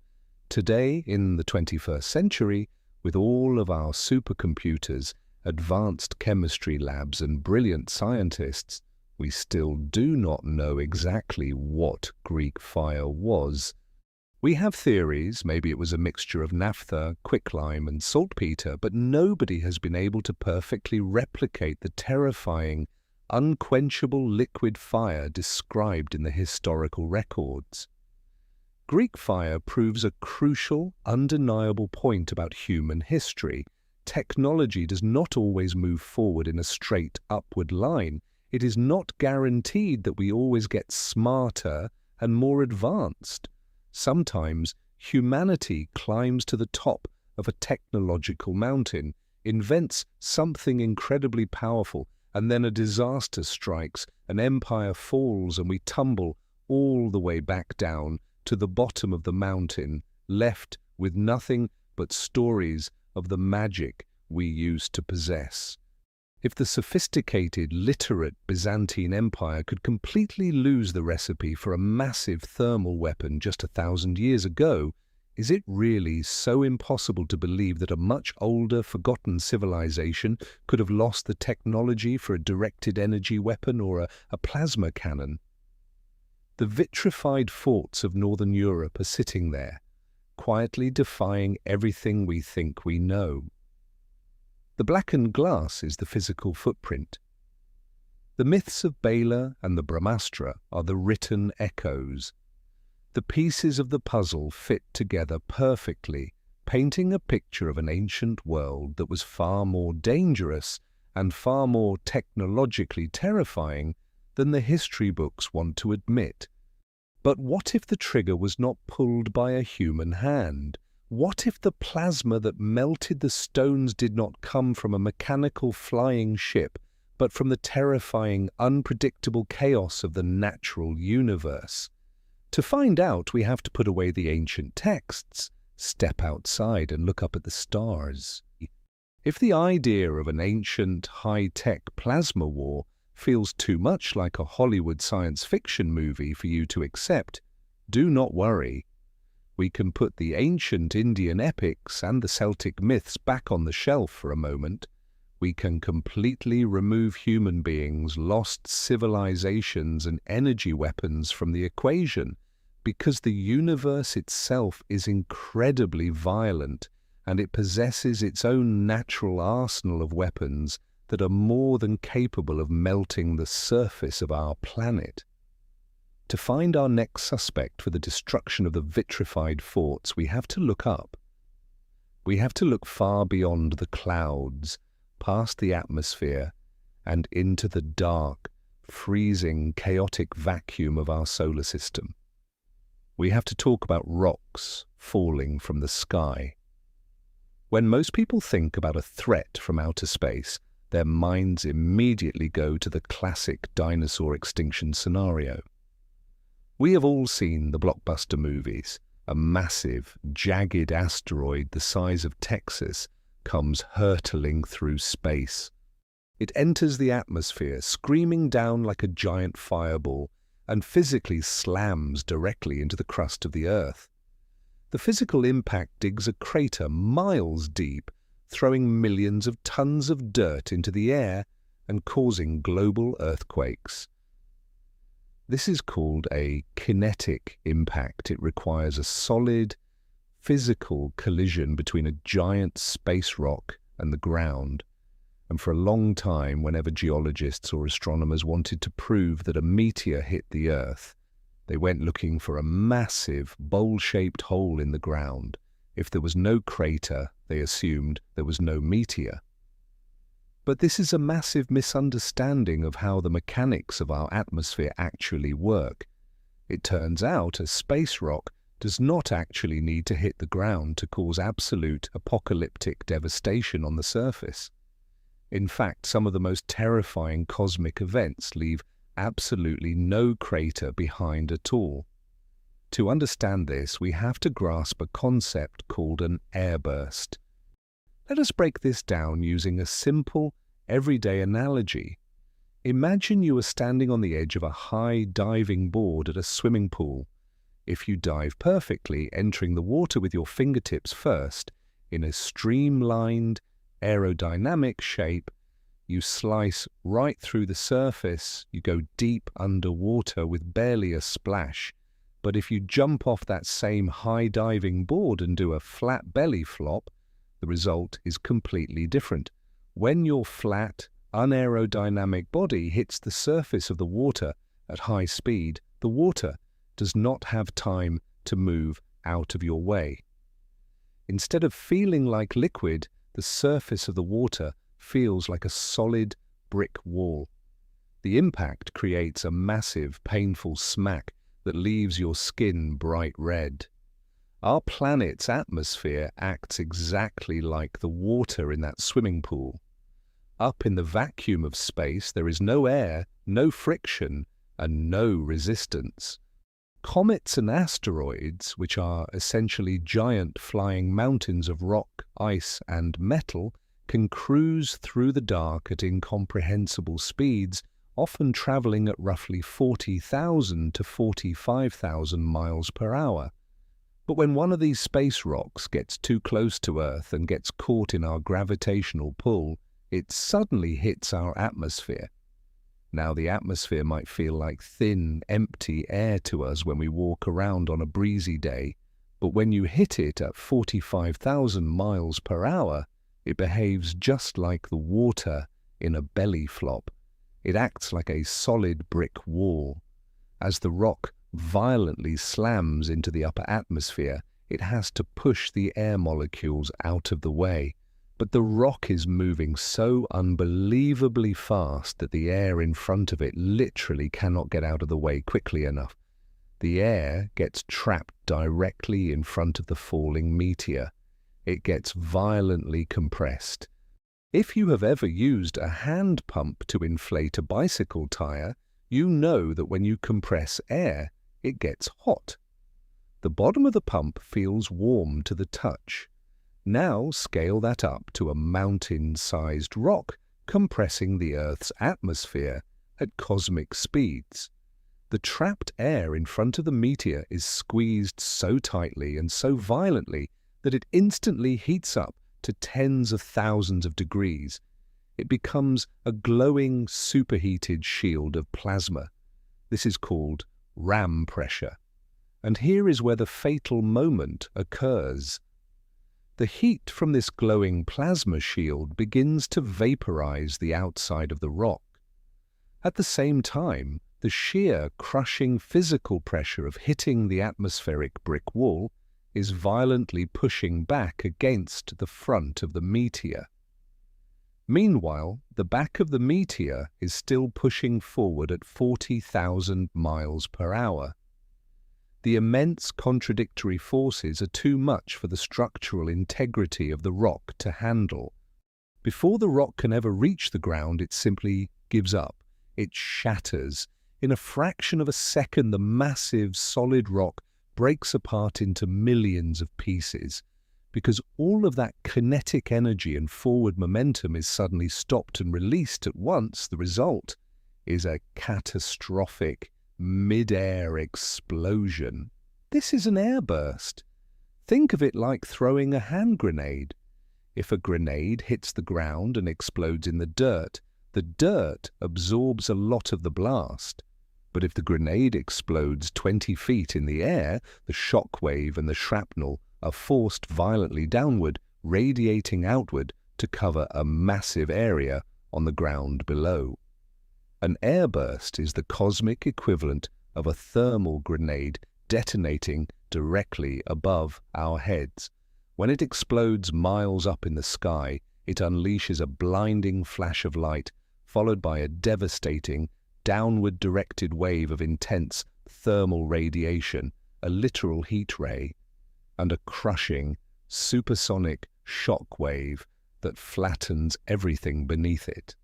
And because the physical rock vaporized in the sky, there is no impact, there is no giant hole in the ground, just a massive, scorched footprint on the surface of the Earth. We do not have to guess if this is real. We do not have to rely on computer models.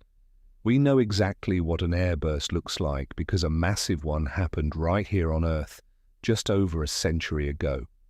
The date was June 30th, 1908. The location was a deeply isolated, freezing and thickly forested region of Siberia, Russia, near the stony Tunguska River. It was roughly 7:15 in the morning. At a small trading post called Vanavara, located about 40 miles away from the epicenter, a man named S.B. Semenov was sitting quietly on the porch of his house. It was a normal, quiet morning. Suddenly the sky split in two. Semenov later told researchers that he looked up and saw that the entire northern sky appeared to be covered in fire. It was not a small streak of light. It was as if a second sun had suddenly ignited in the atmosphere.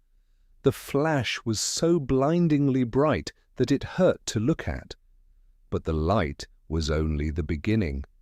A fraction of a second later, the thermal wave hit him. Even though he was sitting 40 miles away from the center of the event, the heat was so unimaginably intense that Semenov said he felt as though the shirt he was wearing had instantly caught on fire. He was terrified, preparing to rip his burning clothes off his body. Then came the shock wave.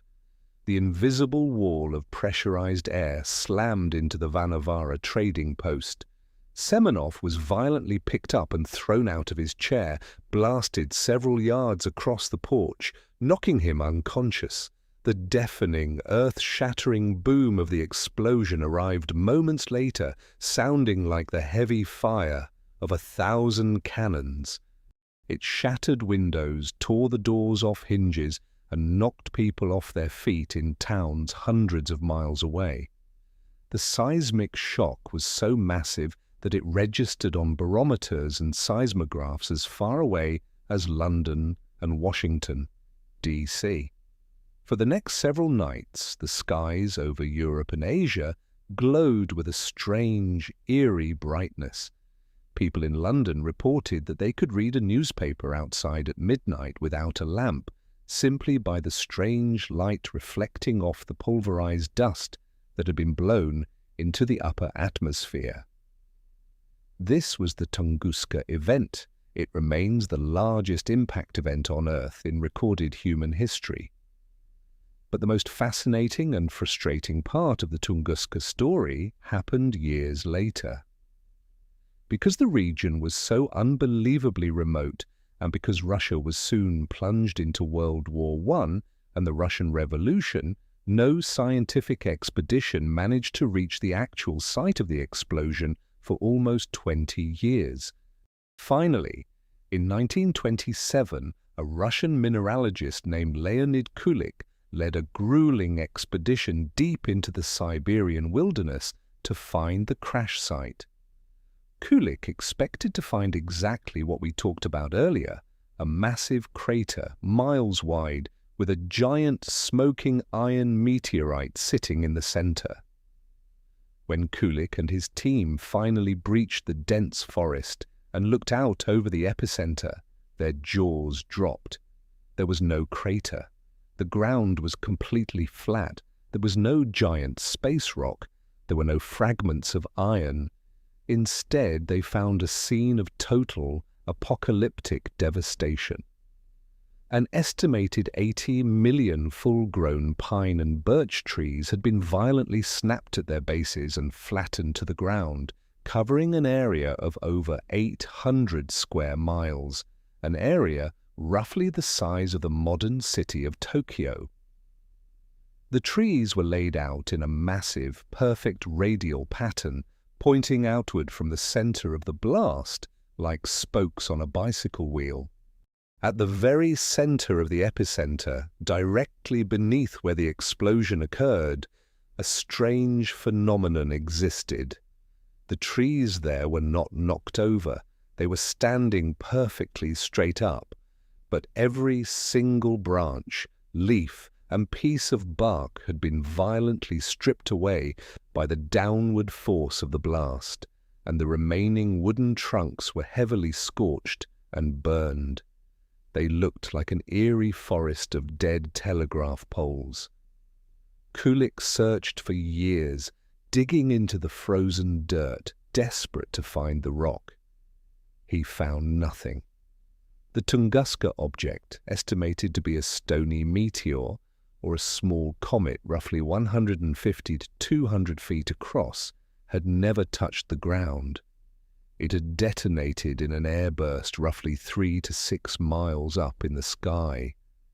It unleashed an explosion with the energy of roughly 15 megatons of TNT, which is approximately 1,000 times more powerful than the atomic bomb dropped on Hiroshima. The heat from the Tunguska airburst was so intense that it flash-ignited the Siberian forest for miles around, completely scorching the earth without leaving a single trace of the weapon itself. Now keep this horrific, real-world cosmic event firmly in your mind. Keep the image of the downward thermal heat wave, the flattened trees, and the total lack of a crater. Because we are about to take the physics of the Tunguska explosion, scale it to a slightly different timeline, and bring it directly over the skies of northern Europe. We are about to see exactly what a cosmic airburst would do to a mountain fortress made of solid stone. We have seen what a single, relatively small, piece of cosmic debris can do when it detonates in the atmosphere. The Tunguska event leveled 800 square miles of dense Siberian forest in the blink of an eye, unleashing a downward wave of heat so intense it flash-ignited trees and scorched the earth without ever leaving a crater. It is a terrifying reality of our solar system. But Tunguska was just one rock. It was a lone wolf wandering through the darkness that happened to intersect with our planet. What happens if the Earth does not just run into a single stray rock, but instead flies directly into a cosmic shotgun blast? To understand how the heavens could have melted the fortresses of northern Europe, we need to understand the life cycle of a comet. Unlike asteroids, which are essentially giant chunks of dry metal and rock, comets are often described by astronomers as dirty snowballs. They are massive, frozen mountains made of ice, dust, and loose, rocky debris, usually originating from the deepest, coldest outer edges of our solar system. When a comet gets pulled into a highly elliptical orbit and travels close to the Sun, the intense solar radiation causes the ice to begin to melt and vaporize. This is what creates the beautiful glowing tail that we see streaking across the night sky. But as the comet melts, it also begins to violently fall apart. It sheds millions of tons of dust, pebbles, and massive boulders, leaving a dense, invisible trail of high-speed shrapnel floating in the vacuum of space. Every year, the Earth's orbit carries it directly through several of these leftover comet trails. When the tiny, sand-sized particles of comet dust hit our atmosphere and burn up, we lay on our backs in the grass and enjoy a beautiful meteor shower. But occasionally, a comet breaks apart much more violently. It leaves behind a trail heavily concentrated with massive, mountain-sized chunks of debris. If the Earth happens to plow into one of these dense, heavy debris fields, we do not get a beautiful meteor shower. We get a barrage of airbursts. We get an apocalyptic swarm. Many modern astrophysicists and geologists believe that roughly 2,000 to 3,000 years ago, during the very height of the Celtic Iron Age, the Earth crossed paths with an exceptionally dense swarm of comet fragments. Let us simulate this terrifying scenario. Let us rebuild the massive, timber-laced fortress at Noth, populate it with people, and watch as the sky falls down upon them. It is the middle of the night In the Scottish Highlands, the world is completely devoid of artificial light. There are no street lamps, no car headlights, and no glowing cities on the horizon. The darkness is absolute, broken only by the cold, glittering canopy of a billion stars and the gentle, orange glow of the hearth fires safely contained within the massive wooden roundhouses. Inside the walls, the tribe is asleep. They are secure in the knowledge that they occupy the absolute highest ground. Their towering, shock-absorbing stone and timber walls are a masterpiece of ancient engineering. They are safe from the wolves in the forest, and they are safe from the rival armies in the valleys. They have conquered the earth, but they have no defense against the sky. High above the earth, traveling at over 45,000 miles per hour, a swarm of comet fragments hits the outer layer of the atmosphere. For the guard standing on the freezing stone walls, the event does not begin with a sound. Because the fragments are moving much faster than the speed of sound, the terrible noise of their arrival is lagging far behind them. The event begins with a light that defies all human comprehension. Suddenly, the absolute pitch-black night is violently ripped away. It is replaced by a blinding, searing, unnatural daylight. It is not just one shooting star. 5, 10, perhaps a dozen distinct, massive fireballs ignite simultaneously across the northern horizon. The sky turns a harsh, vibrant purple, then a blinding, electric white. The light is so intense that it casts razor-sharp, pitch-black shadows of the fortress walls across the interior compound. If a guard looks directly at the descending fireballs, the sheer brilliance instantly burns their retinas, blinding them permanently. The massive fragments of ice and rock are ploughing through the atmosphere, compressing the air in front of them, building up that terrible, glowing plasma shield of ram pressure. They are screaming toward the ground, but they are not going to hit it.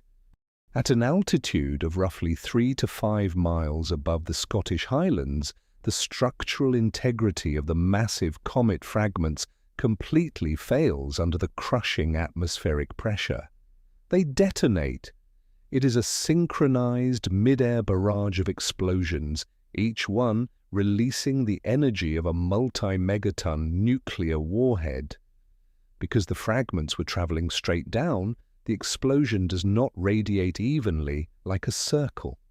The massive kinetic momentum forces the vast majority of the explosive energy, the superheated plasma, and the thermal radiation directly downward toward the surface of the Earth.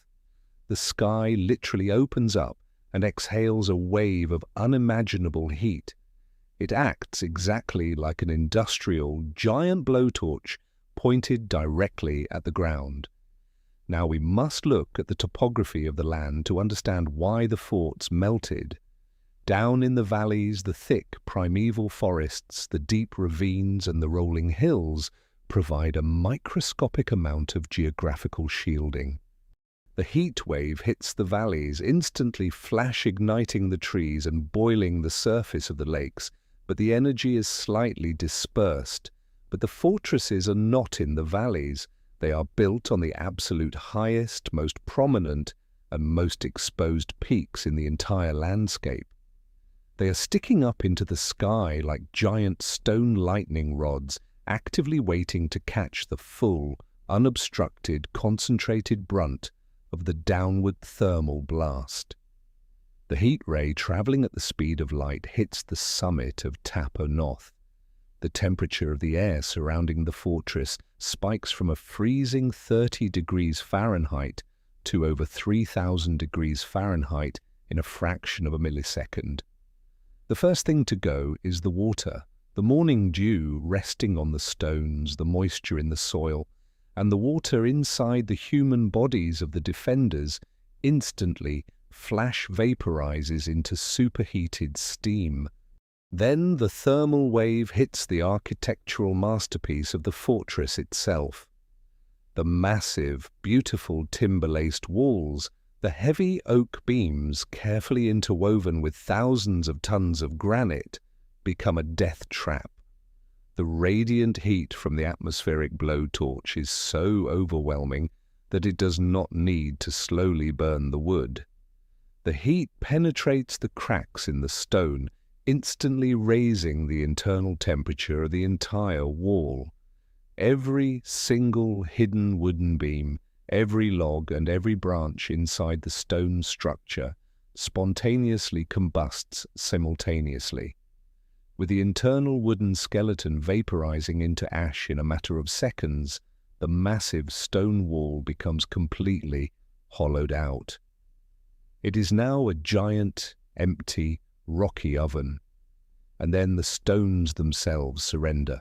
The sustained, thousands of degrees blast from the sky, combined with the spontaneous combustion of the internal wooden grid, pushes the granite past its physical breaking point.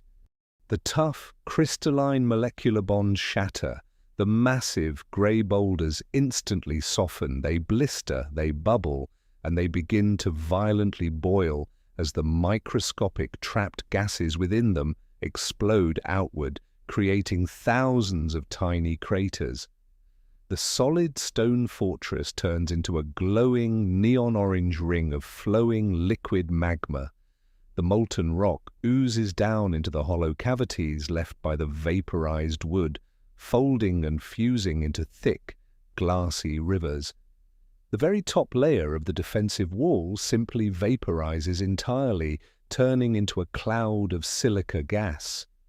A few seconds after the blinding flash and the melting heat, the shock wave finally arrives. It hits the summit with the force of 1,000 hurricanes. The supersonic wall of pressurized air slams into the hilltop. It instantly flattens the burning thatched roof roundhouses, blowing the wooden splinters, the ash, and the remnants of the village completely off the mountain, scattering them to the wind. But the perimeter wall, made of thousands of tons of incredibly heavy, now liquid stone, does not blow away. The shock wave simply pushes the glowing molten sludge tighter together, compressing it. As the shock wave passes and the glowing plasma fireballs in the sky fade to a dark, smoky red, the atmospheric pressure normalizes. The freezing, biting Scottish wind rushes back in to fill the vacuum. This sudden rush of cold air hits the bubbling liquid granite. The catastrophic drop in temperature acts as the final step in our recipe. The liquid rock is quenched. It freezes so rapidly that the molecules cannot reorganize. It hardens into a solid, brittle, black and green glass, trapping the bubbles of the boiling stone forever. By the time the sun rises the next morning, the world has ended. The valleys are smoking, charred wastelands, the ancient forests flattened in radial patterns for hundreds of miles, exactly like the aftermath of Tunguska. Every wooden structure, every person and every animal caught in the open has been incinerated. But wood rots. Ash washes away in the rain. Over the next 2,000 years, the Scottish climate will do what it does best. It will rain, it will snow, and the resilient earth will slowly heal. The forests will regrow over the flattened, burned trunks. New soil will form. The memory of the cosmic firestorm will be buried beneath layers of green grass, thick moss and purple heather.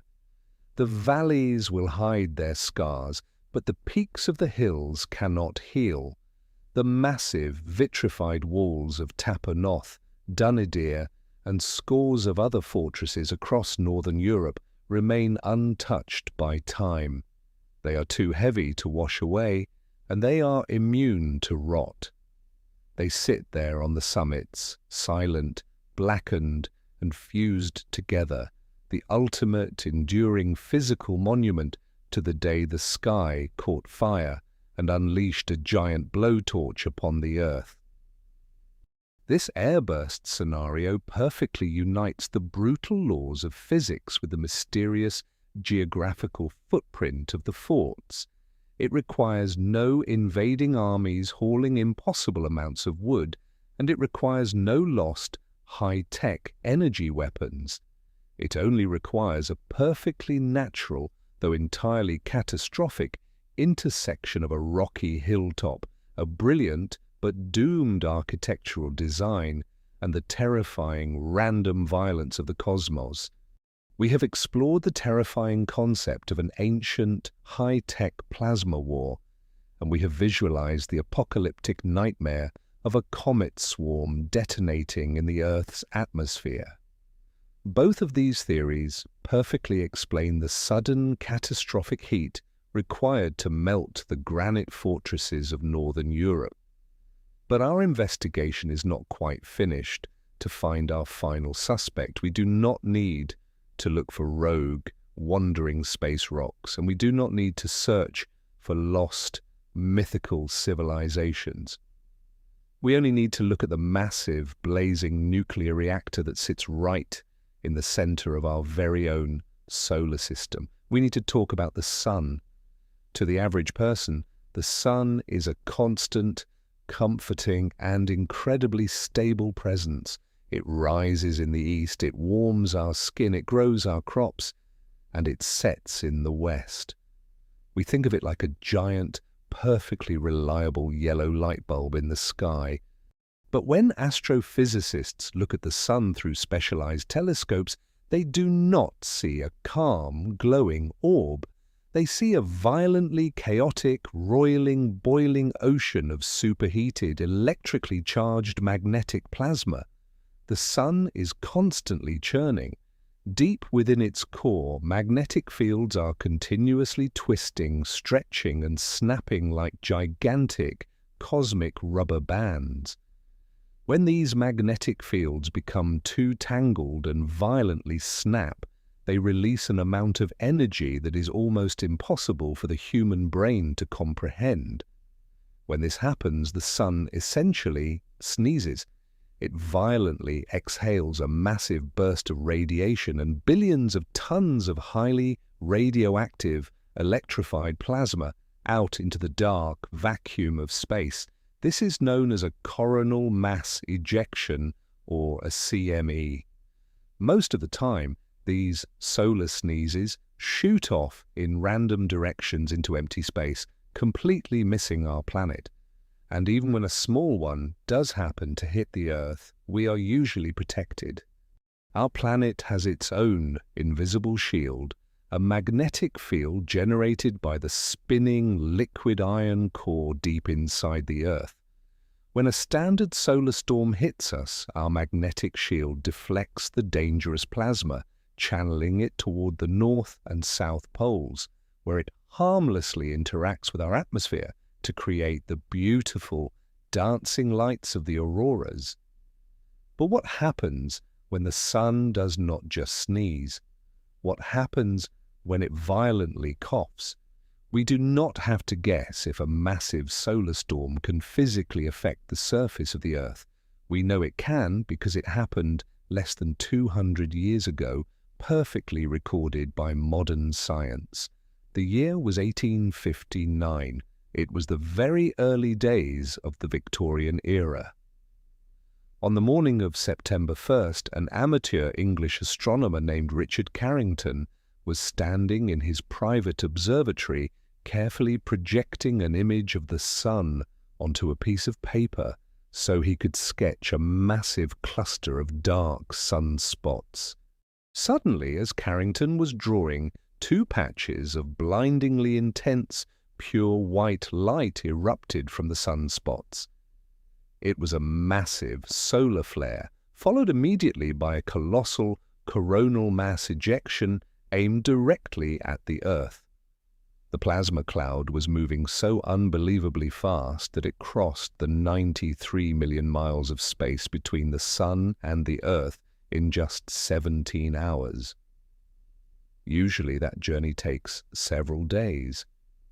When that massive solar storm slammed into the Earth's invisible magnetic shield, it overwhelmed our defenses. The results were spectacular and deeply terrifying. The night sky across the entire globe erupted in blood-red, green, and purple auroras. These lights were not just confined to the freezing poles. The solar energy was so intense that the auroras were seen as far south as the Caribbean, Hawaii, and Colombia. People in the northeastern United States woke up in the middle of the night, looked out their windows at the glowing red sky, and genuinely believed that their neighboring cities were burning to the ground. But the most important part of the Carrington event was what happened to the technology of the day. The world in 1859 did not have the internet, satellites, or a global electrical grid. Their most advanced technology was the telegraph system, a massive network of copper wires strung on wooden poles stretching across continents. When the solar storm hit, the intense magnetic energy from the sun physically induced massive electrical currents down into those copper wires. The telegraph system went completely insane. Telegraph operators sitting in their offices were violently shocked and thrown out of their chairs when they tried to touch their machines. Sparks literally flew out of the equipment. And here is the most crucial, undeniable fact for our investigation. The electrical energy surging through the wires from the solar storm was so intensely hot that the paper ticker tape used to record the messages physically caught on fire. Telegraph poles out in the wilderness began to smoke and spontaneously combust. Let that sink in for a moment. A storm originating on the surface of the sun, 93 million miles away, was powerful enough to physically set wood and paper on fire right here on the surface of the Earth. Now we must scale this up. The Carrington event of 1859 was a massive solar storm, but in the grand timeline of the universe, it was just a minor hiccup. What if the sun is capable of a storm 10 times, 100 times, or 1,000 times more powerful? Many alternative geologists and researchers, such as Dr. Robert Schoch, have proposed a terrifying theory. They suggest that our sun operates on a long cyclical timer. Every few thousand years, the magnetic tension builds to an absolute breaking point, and the sun unleashes a superflare, or perhaps even a micronova. A micronova hypothesis suggests that the sun does not just eject a stream of plasma, but actually sheds its entire outer layer of plasma in a complete, spherical, blinding flash of unimaginable thermal energy. Imagine you are living in the Celtic Iron Age, roughly 2,500 years ago. Let us say you are standing in the massive timber-laced fortress of Noth in Scotland. It is a clear, cloudless afternoon.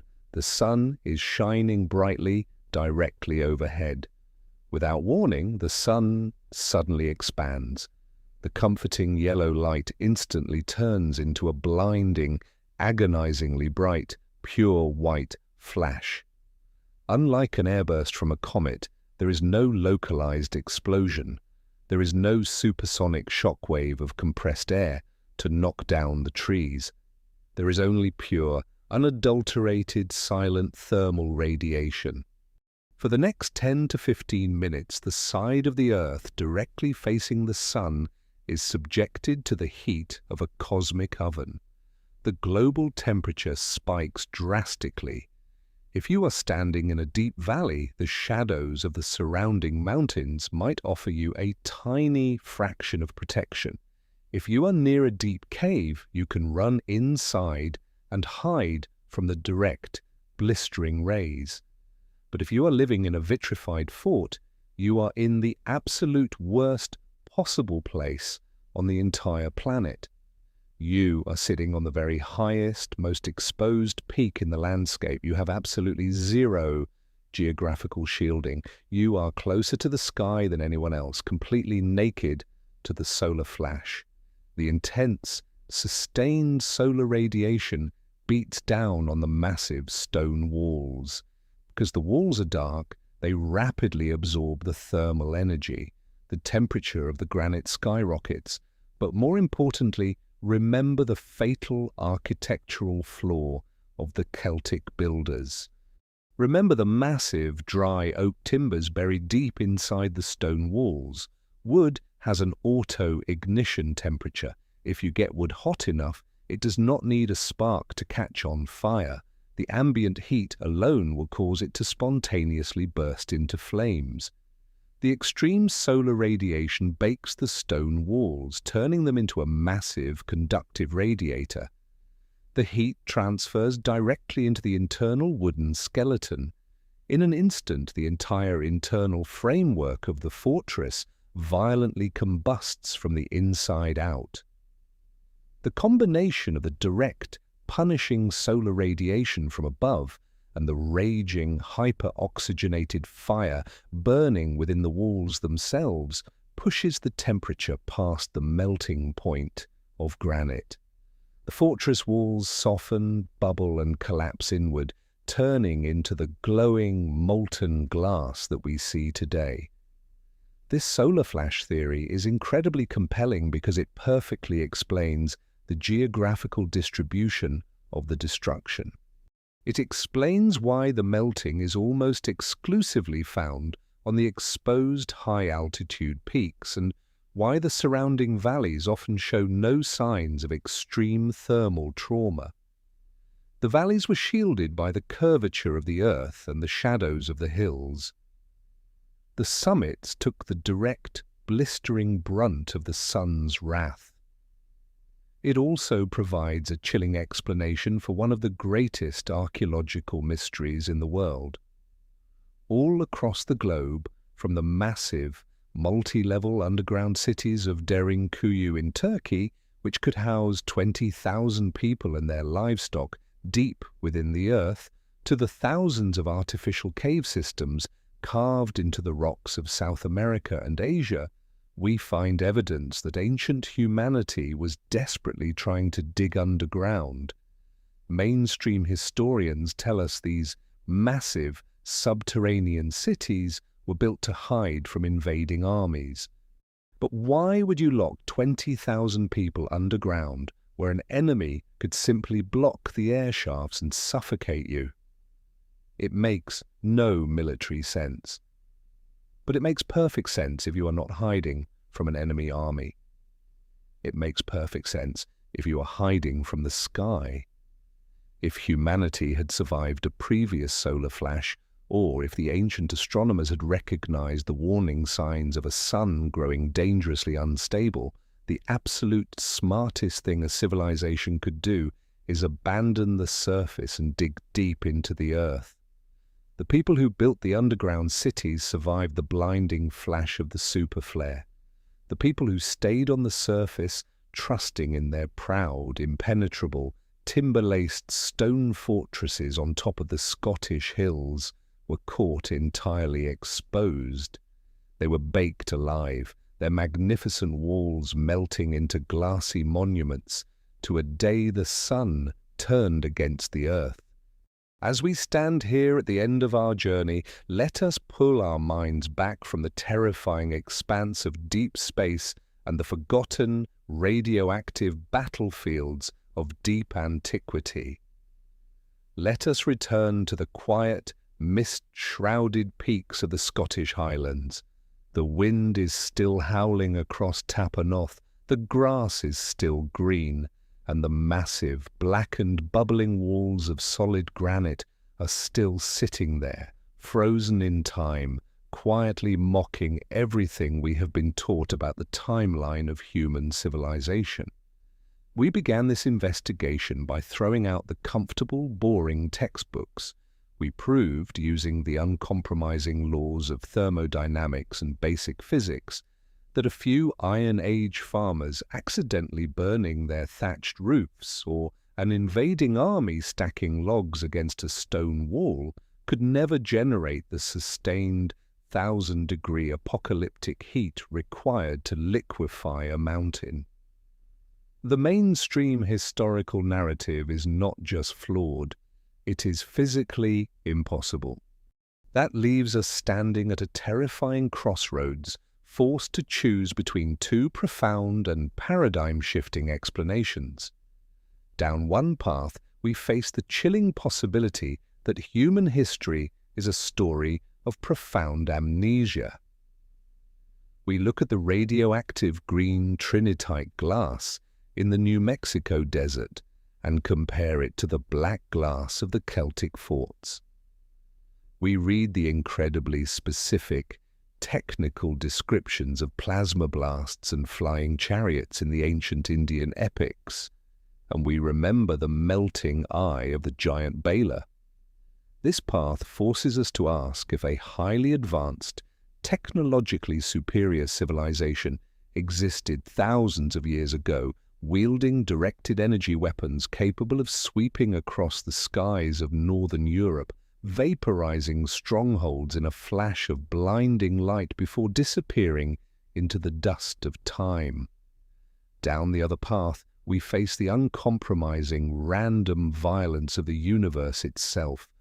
We look at the flattened, scorched forests of the Tunguska Airburst, and we scale that up to a massive, fiery swarm of comet fragments detonating directly above the Earth's atmosphere, acting as a cosmic blowtorch.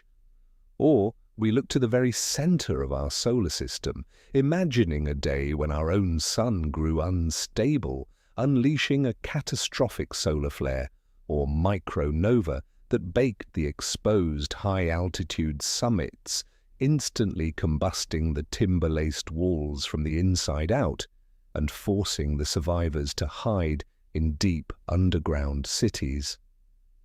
Both of these scenarios shatter the illusion that our planet is a perfectly safe, gentle incubator. They reveal that the history of the Earth is far more violent, far more chaotic, and far more prone to sudden, catastrophic resets than we ever dared to imagine. The vitrified forts are the ultimate physical evidence of that violence. They are the silent, glassy scars left behind by an event that melted the world. So, as you look at these melted stones, I have to ask you, what do you believe happened up on those hills? Are we looking at the terrifying footprint of a lost, high-tech ancient war? Or are we looking at the apocalyptic fury of the cosmos? Let me know your theory down in the comments below.